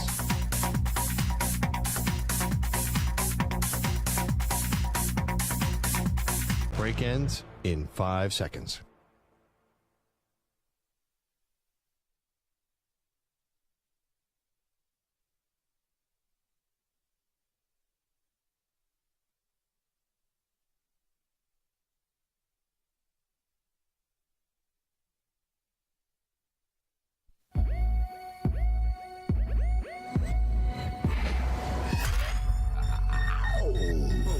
Even if your team wins, let alone the losses, then you kind of like go wherever you got to go into your dark place. Wait. What do you mean you go into your dark place? What does that mean? Where do you go? I don't go into my dark place. That sounds like you have a cave in your basement where you just sit and sulk. She's Batman? Yeah, without the crime fighting. It actually sounds closer to Buffalo Bill from Silence of the Lambs. A little closer, yeah. This dark place. You don't go into a dark place when the Eagles lose? I don't think like just you like do. Endlessly scrolling, just like hoping that somehow the outcome changes through so different because the last time the Eagles had that magnitude of game, they won. So I can't really relate to what it's like to have Super Bowl expectations of blow lead. So no, my dark place is not quite as dark because there's been light down there. Amazing. Unlike your dark place. They are Maggie and Perloff on CBS Sports Radio. That held up surprisingly well. Perloff's Eagles are into the Super Bowl. They're going to play the Kansas City Chiefs. And of course, it was a memorable AFC and NFC championship game, maybe for all the wrong reasons. The AFC game was memorable, but I don't think the NFC game was memorable. So the only reason why I'd make a case for the NFC is that there was a moment in that game yesterday where it was like, is Kyle Shanahan actually going to win this game with their fourth string quarterback? Like Josh Johnson completes the first pass that he came in.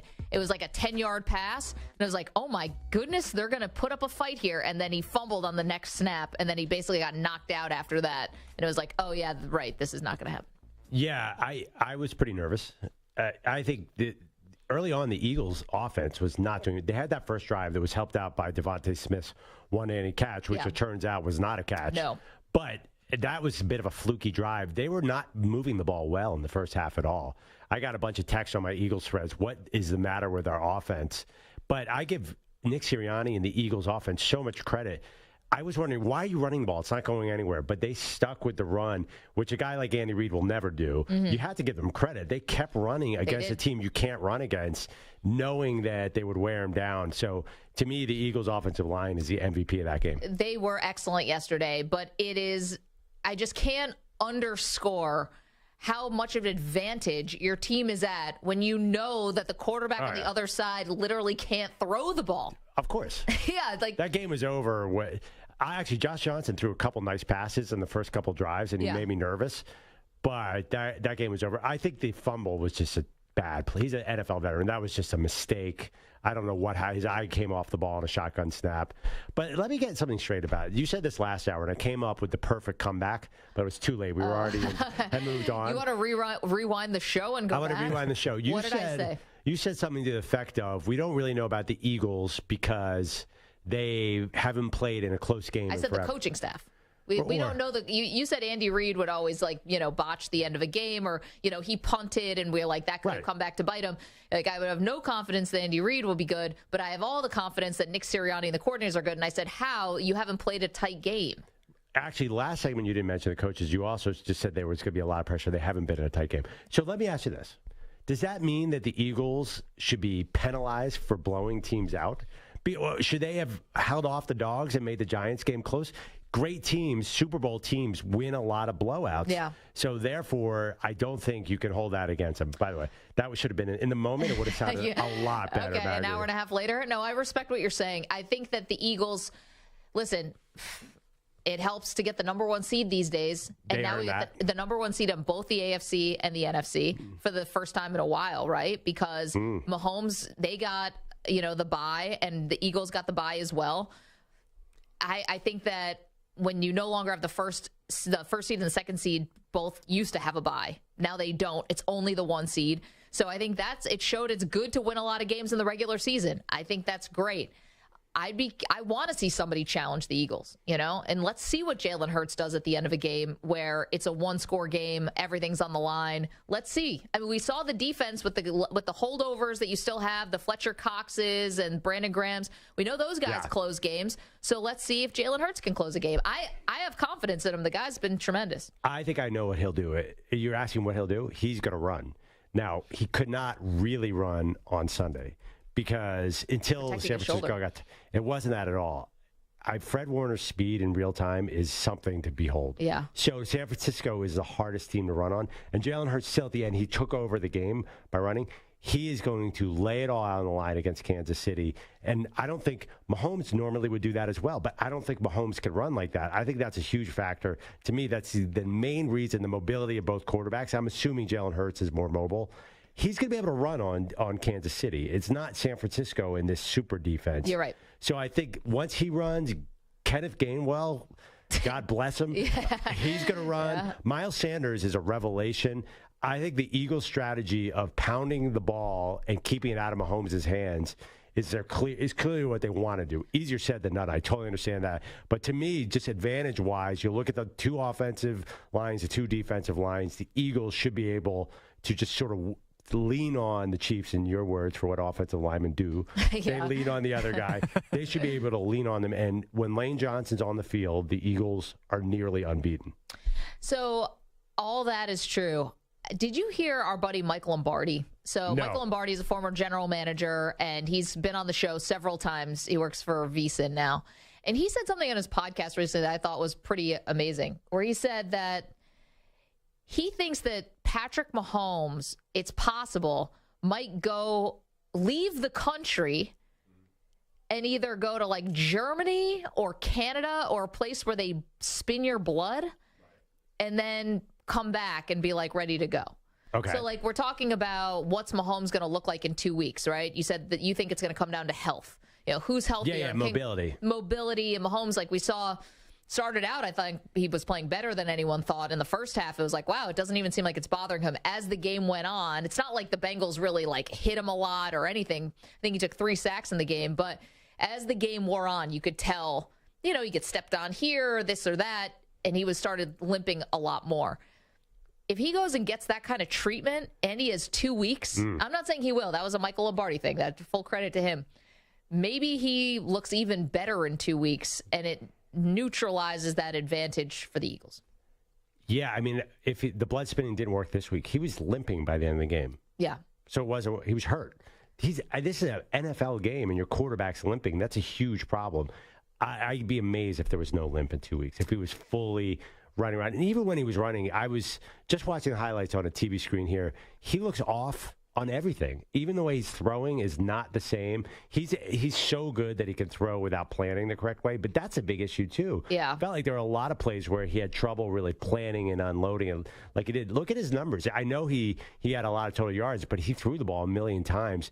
Were there explosive plays yesterday? Not really. Well, I think that's a combination of his ankle, but also he lost 3 wide receivers in the game. I mean, that has to count for something. The longest play was a 129-yard play to MVS, which was crazy, by the way. Yeah, that was good. But other than that, there was no other pass that went for 20 yards the entire game. But in both games, there were no chunk plays at all. There was the Eagles. If I'm looking at the Eagles and I'm the Chiefs, they have no deep threat passing the ball. Who are you going to throw? I mean, A.J. Brown's lost his confidence, and Devontae Smith might be your one guy. But he made the catch of the year that turned out not to be a catch. Yeah, but. I mean, Jalen Hurts threw for 125 yards on the game. That isn't exactly lighting up the scoreboard either. So, well, they stopped throwing the ball. They wanted the clock to keep moving. They weren't having real success throwing the ball before that either. Were you surprised a little bit by how slow the offenses got late in the game? This is Cincinnati, Kansas City. These are 2 juggernaut offenses, and they just couldn't get anything going late. No, the fourth quarter, was there even a touch? Was it? Yes. Since he tied it at 20 in the fourth quarter, but that was early in the fourth quarter. And then KC kicked the field goal, obviously, to win it. 10 points scored in the fourth quarter. It's amazing. I mean, all the credit to Cincinnati's defense. They've really stepped up. That's a great team. I think Cincinnati's going to be back. I don't know if they get worse when Joe Burrow has to get paid, but I'm so sorry to say this, I feel much more optimistic about them than your Buffalo Bills. I feel because Burrow's still on the cheap contract. Can't we do that another day? Honestly, I know. I'm just trying to say to the Bengals fans, you'll be back, even though the officials screwed you on Sunday.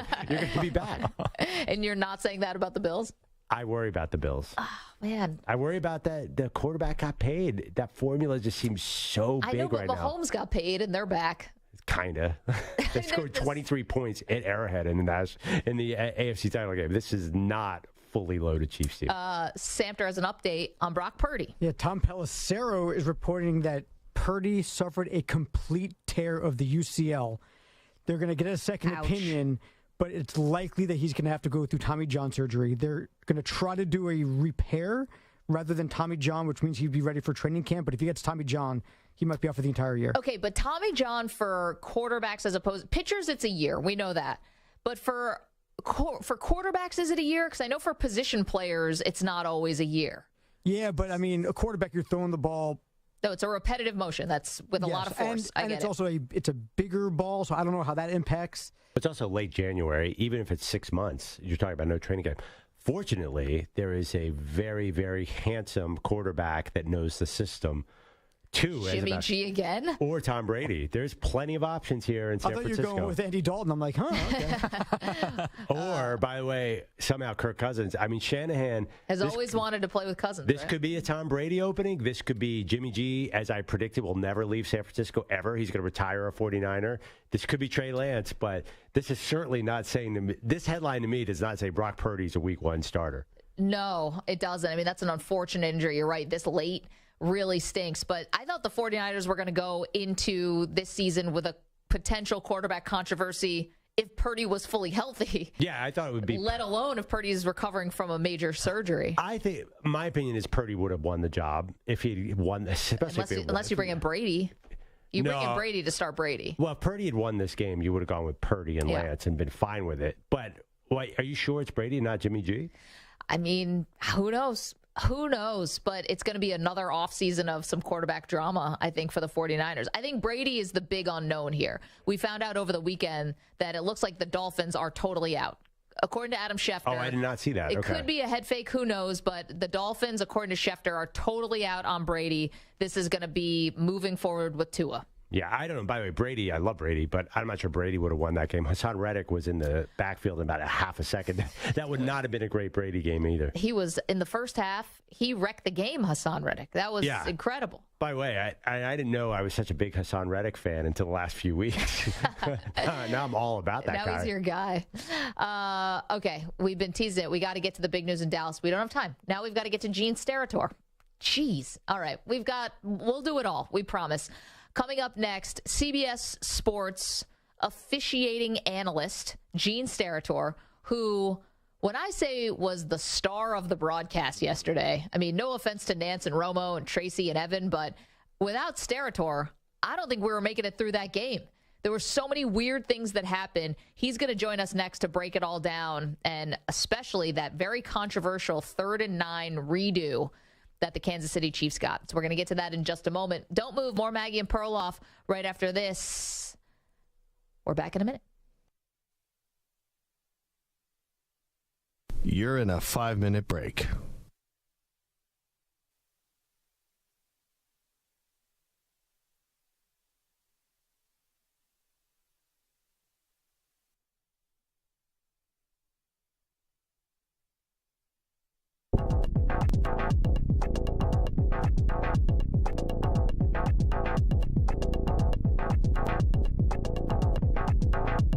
Four minutes, 30 seconds remaining.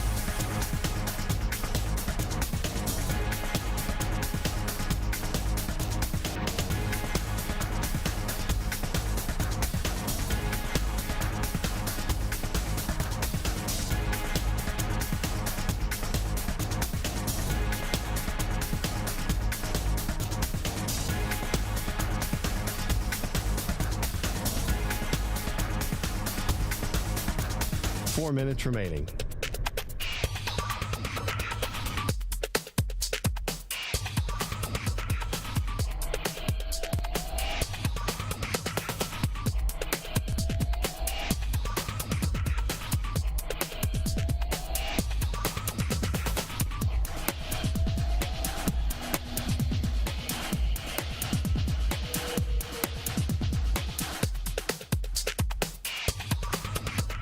Three minutes, 30 seconds remaining.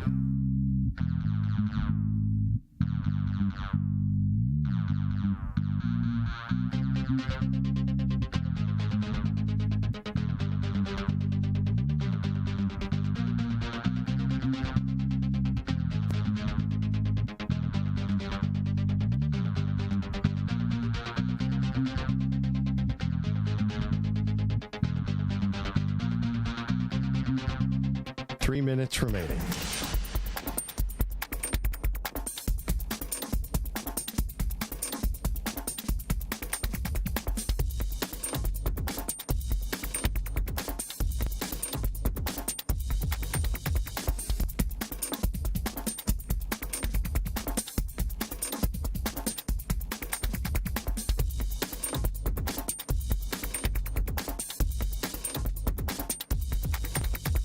Two minutes, 30 seconds remaining.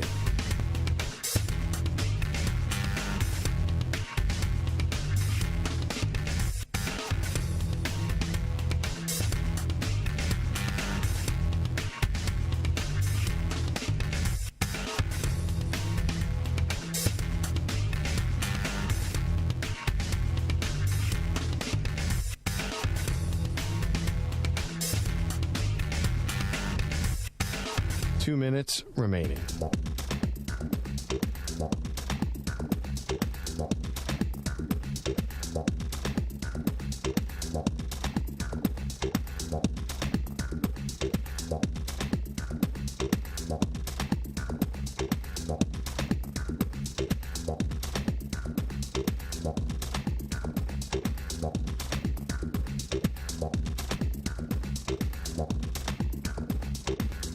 One minute, 30 seconds remaining.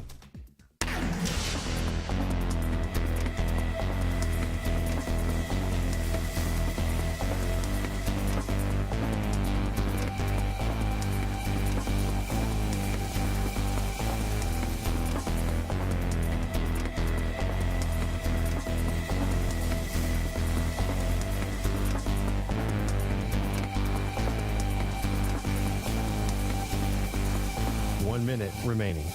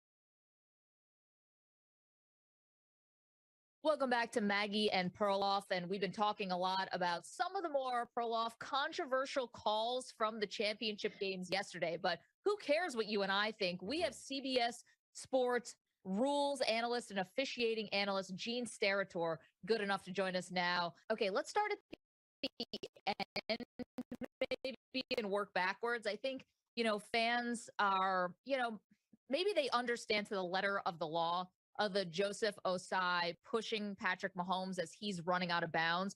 But there will be fans, Gene, who say at that moment in the game, that's a tough call because ultimately it decided the game. What do you say to that?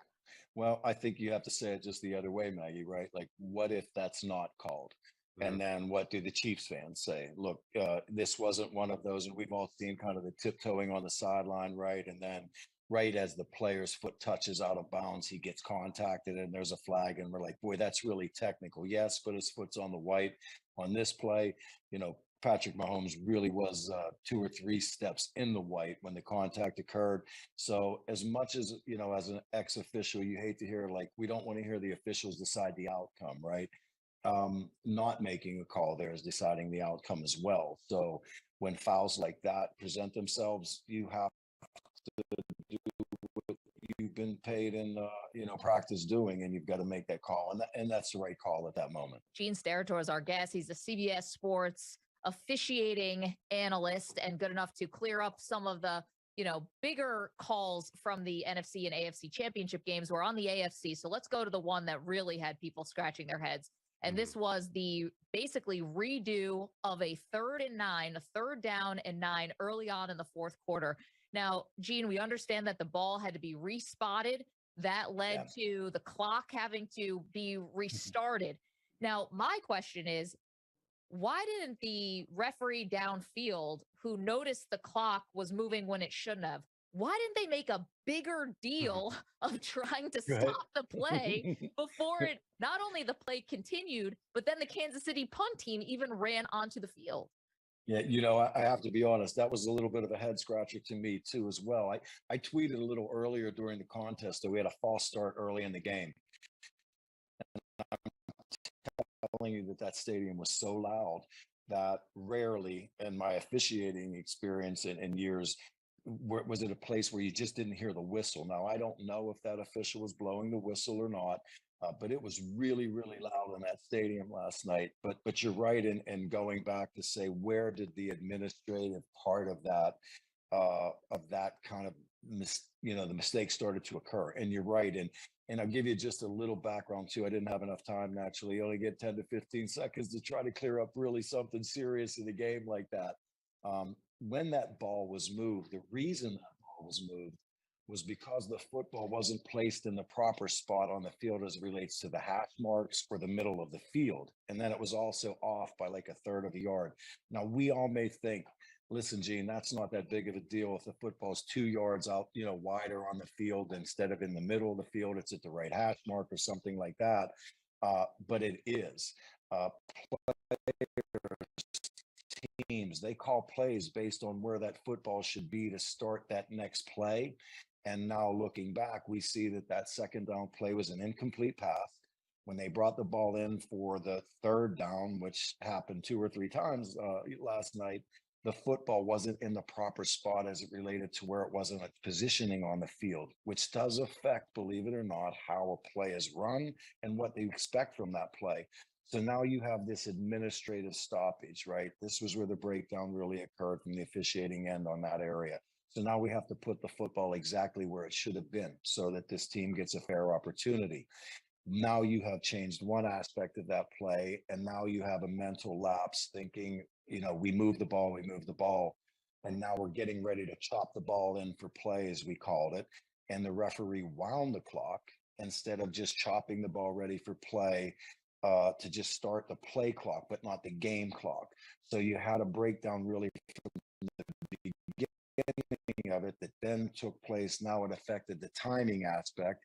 And then as officials are seeing players come to the line of scrimmage, look, you're looking to see which formation is out there because each official is dedicated to certain players on the field based on formations. So they go through that piece of it. And then evidently that deep official then looked up and realized, oh my goodness, this clock is running when that previous play was an incomplete pass where the clock shouldn't have run. So now he starts onto the field and inevitably the ball snapped. Now, within that next 3 to 4 seconds, listen, I can tell you, I've been in a lot of loud places and a lot of loud stadiums in my career. That was loud last night. So this play now is taking place. And then inevitably it ends. We have a grouping and we're all looking from where even I was. And then I'm sure everyone back home, like what happened here on third down? Why are they talking about the third down play? And then as we heard Ron Torbert start to explain, it wasn't the third down play. It was really the mistakes that were made because of the way the second down play ended. So we had something that I've never experienced as an official, and that was basically a do-over. And I think I used that wording last night because I really didn't know how else to define that other than, being on the playground and saying, hey, let's start over. We're going to do a do-over on the play. And that's pretty much what they did. Hey, wait, Gene, sorry, on a scale of 1 to 10, all the breakdowns that you just described, on a scale of 1 to 10, 10 being the most egregious, how egregious was that kind of on all sides from all the referees and all the officials who were on the field last night?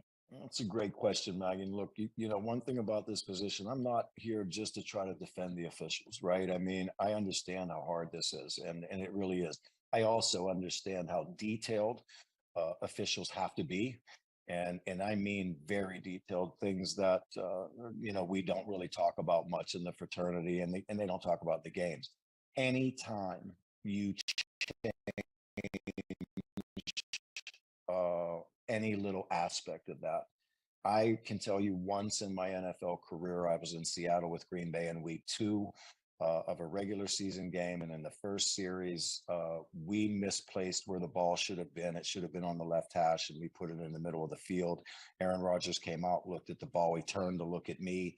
I wasn't aware where my umpire had put the ball as it related to the previous down, and he called a timeout. That was with about 13 minutes left in the first quarter of a week 2 game. That's huge. It's huge. It's that big of a deal.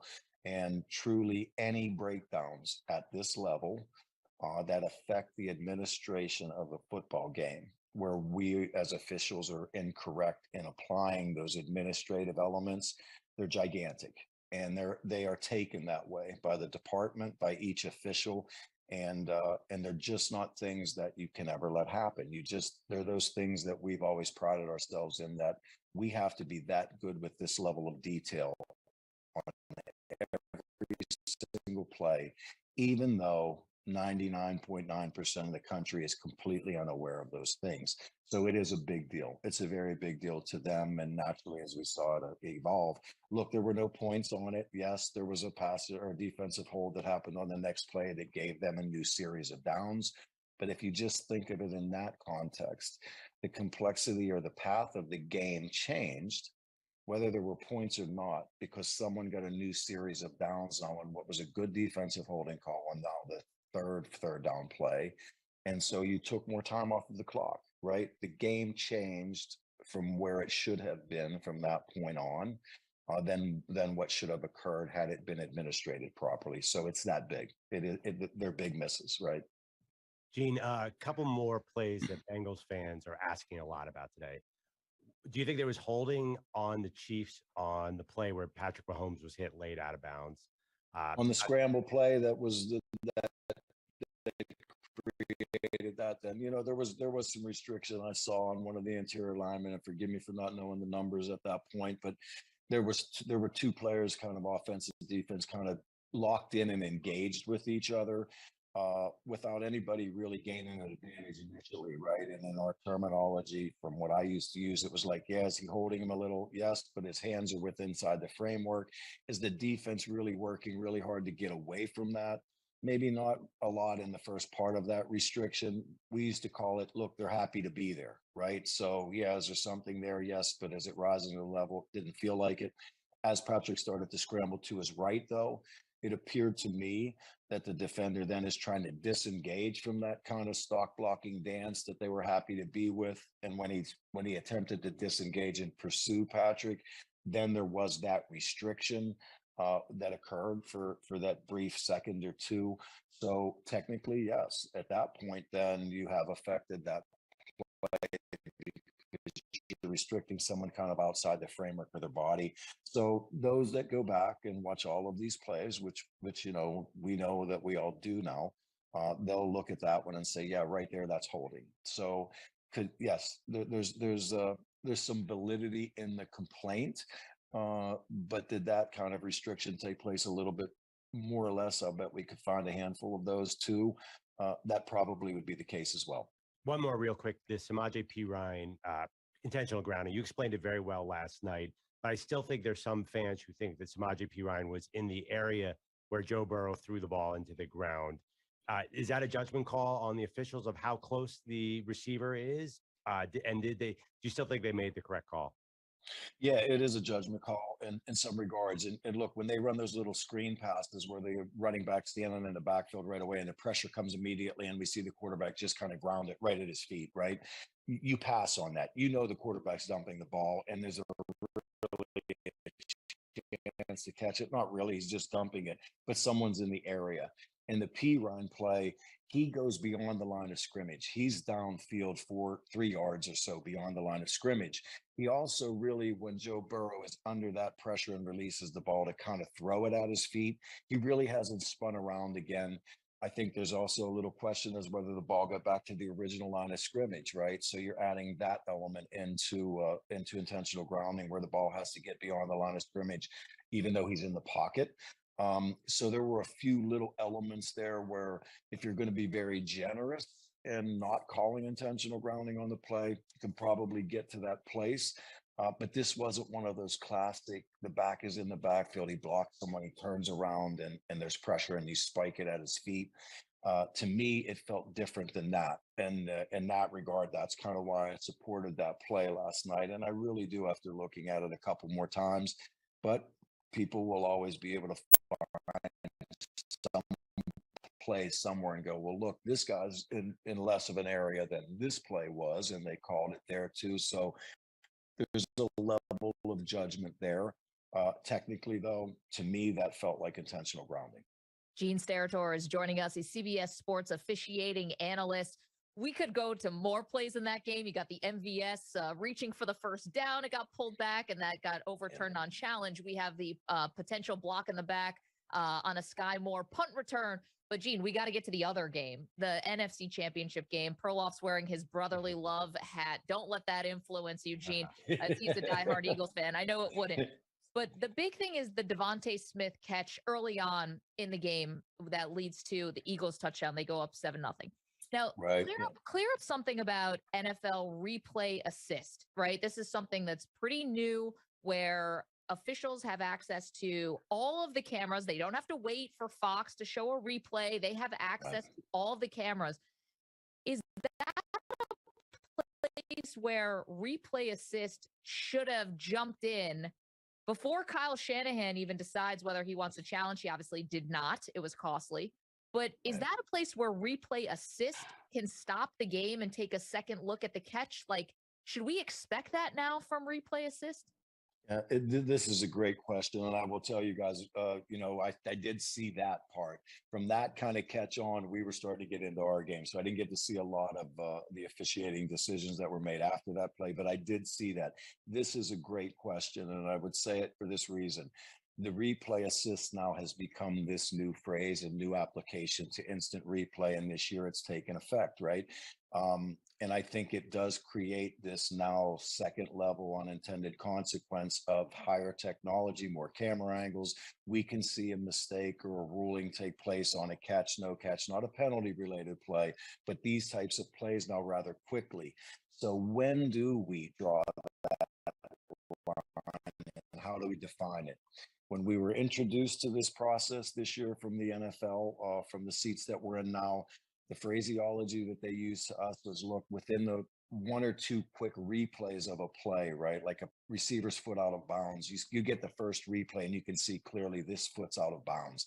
Okay, when we see something that's that quick, we can come down and fix that play because after 1 replay, maybe 2 in this little short window of the world we live in between plays, we saw the mistake occur. This stops a team from challenging because we also know if that play was easily missed like that and the coach does challenge and we know we'll be successful, you still have to be 2 for 2 as a coach to get that third challenge. So even though I used this challenge, which was a pretty easy layup challenge to win, I know that the next challenge, which may be something like the first down we saw in the Kansas City game, I've got to challenge that too. And if I miss that one, now I'm out of challenges for the game. So the NFL decided that they're going to do this expedited review to fix that front-ended play that I mentioned that's just so egregiously missed early that we don't have to put the team through that process of the challenge, even though we know it would be successful. Now we get to this play, which is exactly as you prefaced it. And now it is okay on the third shot of this replay from another angle, because we probably have 40 cameras or so or more in these games. The third replay now shows that this ball hits the ground, right? Remember too, now teams have always done this when replay was implemented. If they think there's smoke or a close play, if the offense has benefited from that, they did exactly what Philadelphia did yesterday, right? They're running to the line, even if it's 30 yards down the field. They do not substitute because the defense would be provided an opportunity to match a substitute by the offense, which would now delay the snap of the next play. And they now create this very tiny window for not just in this case to make the decision, but also for TV. And I live in this TV world, so I know how sensitive it is for TV to maybe have 2 or 3 replays really quick. But guess what? We're not going to show the third replay because they're going to snap this football now 6 seconds after this play just ended. So now the replays are limited between downs. The team is put into a box because they have to make a very quick decision really early in a game on a challenge or no challenge play. And that's what we saw yesterday. So I think as this continues to grow and the replay assist in the NFL's attempt to try to limit the challenges, especially on plays where we can get these angles with the enhanced technology that we all are enjoying as spectators, now another level of question is taking place. When is it a replay assist? When are we putting our teams into a challenge? And personally, early in this thought process, now that we see the magnitude of these, I think it's something that has to be right? Like the college game, when a team wants to challenge a play, they have to call a timeout. The timeout stops the game. Replay gets involved. If you miss that review, basically, because you called timeout to stop the game, you lost the timeout. That feels a little better to me than us throwing a red flag, stopping the game. You have 3 timeouts. That's what you get for the half. So maybe they change now the procedure on how we're going to do instant replay or initiate replays by the team and by technology. So I think there's more to be discussed about this. And like anything I've experienced in the 25 years I've been around in the NFL, it takes plays like that to occur for us now to have this real serious discussion, just like we did with overtime last year, right? So I think there'll be more to follow on how they now implement the enhanced technology they have, and now how the replay review process takes place. Last question from me, from the team standpoint, are the Niners dependent on the TV broadcast for the different angles of the play, or do they have access to other cameras somewhere upstairs in the building, or do they just have to wait for Fox to cut the right angle to make their decision? Yeah, they pretty much are held to what television gives them and the speed that they give them. I think there were times when I wouldn't know this naturally, like when I was refereeing on the field, whether the Jumbotron in the stadium had a different kind of a feed layout than how TV processed, the previous play or something of that nature. But for the most part, those coaches that are up there, or the individual they may have hired just to tell the coach, look, challenge or not challenge. Most of that, to my knowledge, is based on what the TV gives them. Now, the NFL is different. The NFL office has a Hawkeye system, which has all those cameras in a lot of different aspects, where a 4-block will show up on the screen and show 4 different angles that are running in sync with each other based, surrounding that play. So at times the NFL can get that 4-block kind of a piece together play from multiple angles and have that rather quickly, which we don't have the luxury when reviewing the games at home to see. But I would think for the most part, those coaches up there were held to whatever television could get them and the speed at which they can get it to them. Gene, can't tell you how much we appreciate this on a day after we needed you yesterday and you delivered in that Kansas City Bengals game. Gene Steratore is a CBS Sports officiating analyst. And again, can't tell you how much we appreciate you carving out some time for us today. Thank you guys so much. Have a great day. And it was good talking with you. Great talking with you too. Gene, Really thank you appreciate so it. much. All right. All right. We're back with more Maggie and Perloff right after this CBS Sports update from Rich Ackerman.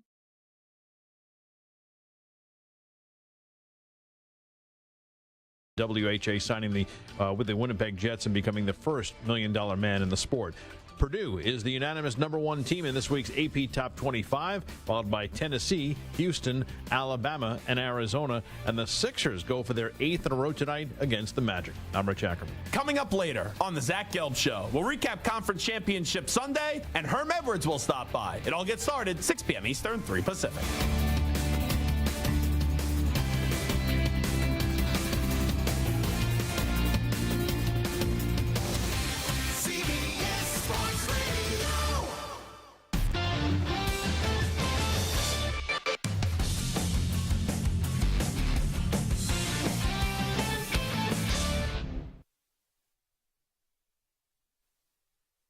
You're in a 5-minute break.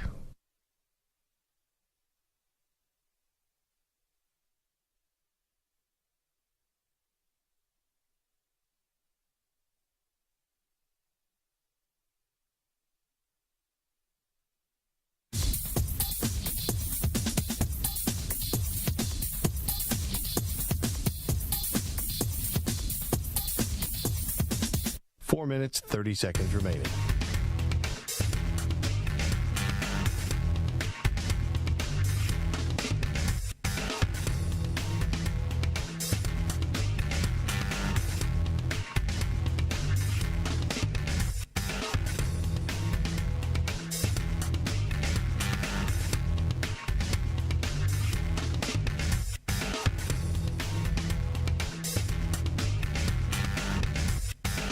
Four minutes remaining.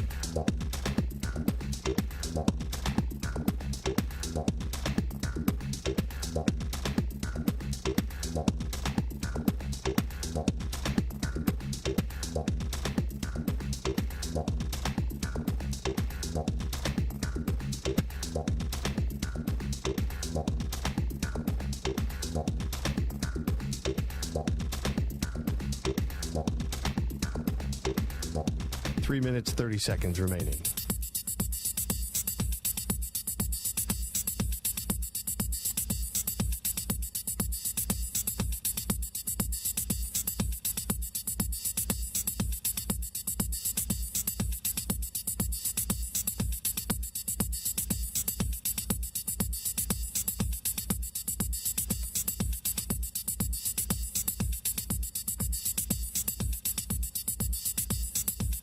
Three minutes remaining.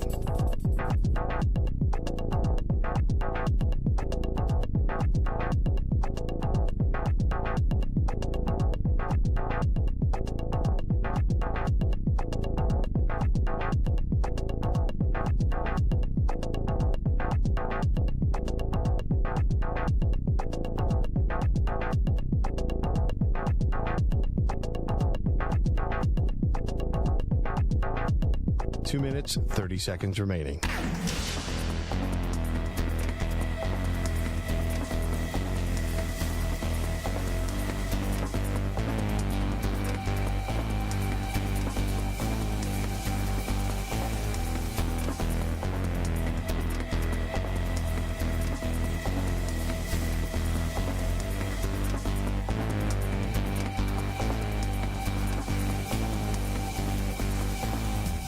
Two minutes remaining.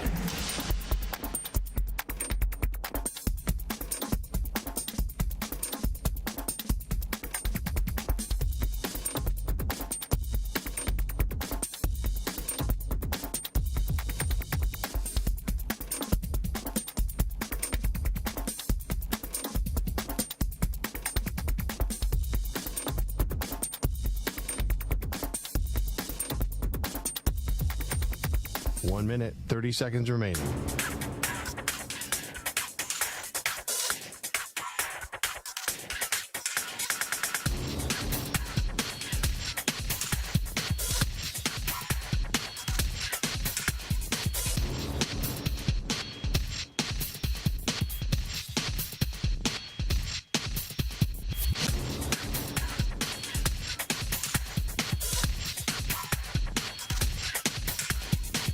Minute remaining.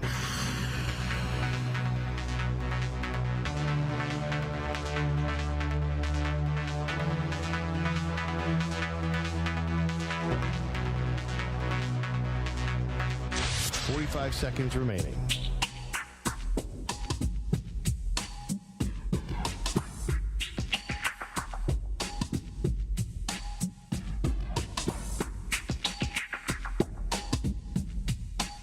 Seconds remaining.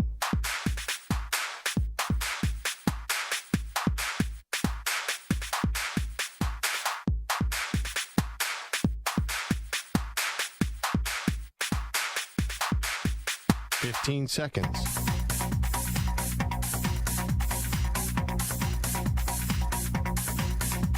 Break ends in 5 seconds.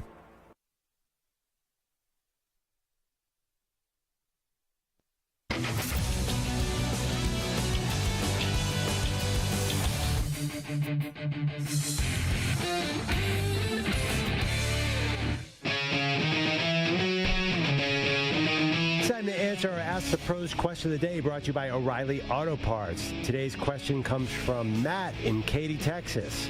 Which is a better job, the Cowboys or the Chargers for offensive coordinator Kellen Moore? Ooh, that's a great question. Don't forget, you can submit a question by going to cbssportsradio.com/askthepros or tweeting it at CBS Sports Radio using the hashtag AskThePros. So Kellen Moore parted ways with the Cowboys, quote-unquote parted ways with the Cowboys over the weekend, and he has already, according to the team, agreed to terms to take over the Chargers offense. Maggie Gray, which is a better job, Dallas or L.A. Chargers? I mean, you probably got to say the Chargers because Herbert has a chance to be a really great quarterback, but it's not bad to be in Dallas. NFC East, although the Eagles are in the Super Bowl. I totally know what you mean. I feel like the Dallas job is easier. You have better weapons in L.A. The problem is, can those weapons ever stay healthy? The weapons in L.A. are they really, though? They're getting older. They're kind of slow. But you can fix that in the offseason. Yeah, but they never do. They've never really built the right offense around Justin Herbert. Maybe Kellen Moore could do it. The defense is better than people think. Well, they have in L.A. paid a lot for that defense, and I think it was basically nothing out of J.C. Jackson this entire season. You got to think that that's going to end up being, a better free agent sign. But you had a healthy Bosa for Jacksonville, and it didn't help in the second half. You had Khalil Mack; it didn't help in the second half. I think that was just one of the all-time meltdowns of a game, though. Like, that was historic. Yeah, but it's also very typical of the Chargers, though. They always do something. Not to that degree. Not to that degree, but close. I'm going to say Dallas, and here's why. Because Kellen Moore just killed it in Dallas. He did well. His offense was so highly ranked. Yes, there was something missing in that game plan against Sunday. I mean, against the Niners, let's just face it.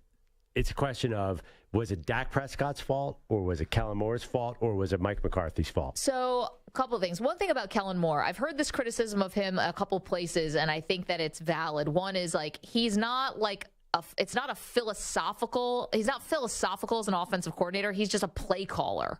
Okay. And I think that's fair, but that's something that he can improve on. I think this is a good move for Mike McCarthy, though. Move it away from Kellen Moore for a second. I think this is and first of all, Kellen Moore, this is awesome for you. You get the job that, everyone wants, is to somehow be associated with Justin Herbert. We thought maybe Sean Payton is just sort of waiting out this cycle just so that he can vulture around and wait and see if Brandon Staley gets fired so that he can take over and be with Justin Herbert. But for McCarthy, this is what you needed.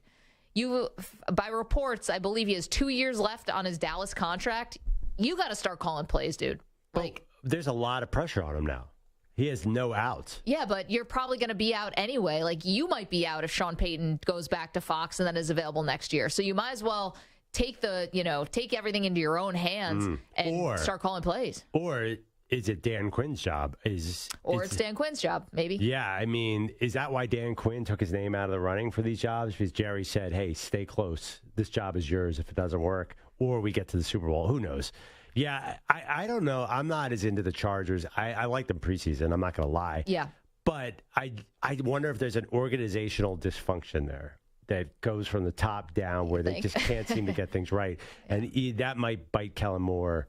I mean, I understand. Justin Herbert's amazing. This could be great. But I am a little nervous. Things just seem to go wrong with that team. Well, and it can't help but think that your head coach is maybe dead man walking if anything goes wrong. So Kellen Moore may have signed up for this job thinking, like, I could be a one and done. Because, like, if Sean Payton comes in, everybody's getting fired. He's going to do over. Right. But maybe Moore kind of thinks, hey, I'll sit around. Maybe I'll do a lot of things with the offense. They could fire Staley. They could promote me. Yeah, that's a possibility. What if the offense is great and the defense is bad? Or what if it all works and they go to the Super Bowl? That's pretty good, too. Yeah, that would be something. Big news, though. That was a big one that hit over the weekend. Oh, in normal circumstances, that would be huge. We would have led with that story. Yeah. But no, we got the games. Games always win. 855-212-4CBS. Let's get to JJ, who's in California. He's got a thought on Bengals coach Zach Taylor. What's up, JJ? Hey, how you guys doing? We're doing well. I just wanted to congratulate the Chiefs head coach, Andy Reid. I mean, he had some calls go against him in the beginning, and he kind of kept his composure and kept his team in it. Just didn't seem like Zach Taylor to me. Like, as a fan sitting at home watching him act like that made me feel like we didn't have a chance in this game. So I could just imagine if you were players on the sideline. I mean, I don't know. It just seemed like he needs to grow up a little bit, you know? Like, he was just acting too much. And how are you going to get a call go your way when you're yelling and screaming at the refs like that the whole time? I played basketball my whole life, and I'm telling you, the coaches that yelled and screamed at the refs and acting like they didn't know what they were doing, we did not get no calls for the rest of the game. Well, I mean, okay, put yourself in his shoes. You get something that basically has never happened before where you stop the Chiefs on a crucial third down in the second half, and then they're like, wait a minute, there was a clock issue. We got to redo the play. I'd lose it, too. I would lose it. Yeah. Right, but he was going off before that, Mags. He was going off way before that. He was. Like, he was arguing with the refs like the whole game. I think some of the calls, I get where he's coming from. You thought it was unprofessional, JJ. I can see what you're saying. Thank you for the call. Well, I'll tell you how to not get calls. If there is a controversial foul at the end of a game, say a basketball game, and you pull a camera out and you show the refs a camera, like a certain Patrick Beverly and the Lakers. That was all time. There's no way you're getting a call after that. And I understand why he got, I don't know if you people saw it, LeBron got fouled at the end of the Celtics game, and they didn't call it. Patrick Beverly runs out with a camcorder and wants the official to look at the camera. It was the most show up the official thing I've ever seen. He got a technical. LeBron was like, it was, like the end of Shawshank or Streetcar Named Desire or something. I was basically waiting for him to start screaming like Stella. He was. No, it was like Willem Dafoe in Platoon after he got shot. LeBron, the way he was acting. It was an epic performance. That being said, LeBron probably will win 2 more extra games in this regular season because the officials clearly were embarrassed by that one. Well, how about the officials embarrassed themselves, I thought, with the tweet that they sent out after the fact. Now I got to find it really fast. What is it here? Bring up the next caller. You look at that. Okay, yeah. Joel is in Texas, wants to talk about the refs while I find this tweet. Go ahead, Joel. What's up? Hey, thanks for accepting my call. You got it. I just want to say that, the players do not get out on the field and play. They don't want to play. They play against each other, but they don't want to have to play against the officials. I don't know if the gambling, the betting have a lot to do with these calls or whatever, but, it's just amazing that these officials are missing these calls. I don't know if it's purposely or it has something to do with the gambling part of it. I'm not accusing no one of anything, but if you look at you're just asking questions, Joel. That's what you're doing. Not accusing anyone. You're just asking questions. It seemed a little fishy to you. Look at the Dallas game where, what's his name? The tight end caught the ball. He was on the line, and no one made the call. I don't get it. I mean, I just don't get it. They're supposed to be professional. Well, Joel, I'm not going to be able to make you feel better, but I think, and thank you for the call, but I think this tweet granted, from the NBA referees, may sum up your thoughts and basically this entire show all in one succinct tweet. This is from the official NBA refs after they missed the call on LeBron James. Like everyone else, referees make mistakes. We made one at the end of last night's game, and that is gut-wrenching for us. This play will weigh heavily and cause sleepless nights as we strive to be the best referees we can be. Were they trying to be sarcastic? I don't think so. Did you take that as straight value, like straightforward, or did you take that as... I took it as straightforward. Did you think they were being tongue-in-cheek? I thought so. Gut-wrenching? Wow. I don't know. I thought... weigh heavily and cause sleepless nights? I mean, first of all, why anyone would care 2 cents about any NBA regular season game right now? Honestly, the players don't care. The officials, why do those officials care about a game that nobody else cares about? It's an interesting question. Well, they're getting graded. I get why they care. Yeah. Sleepless nights? No, you're not. You're moving on to the next city. Nets Lakers tonight. Thank you, Stu that should be a thrill ride. Thank you, Mike No Stanton. LeBron, no AD. Cannot wait. Wonderful. Thanks to Gene Steratore, who joined us before. Thanks to you guys in the chat, you weirdos. We love you. We'll see you tomorrow, everyone. Be well.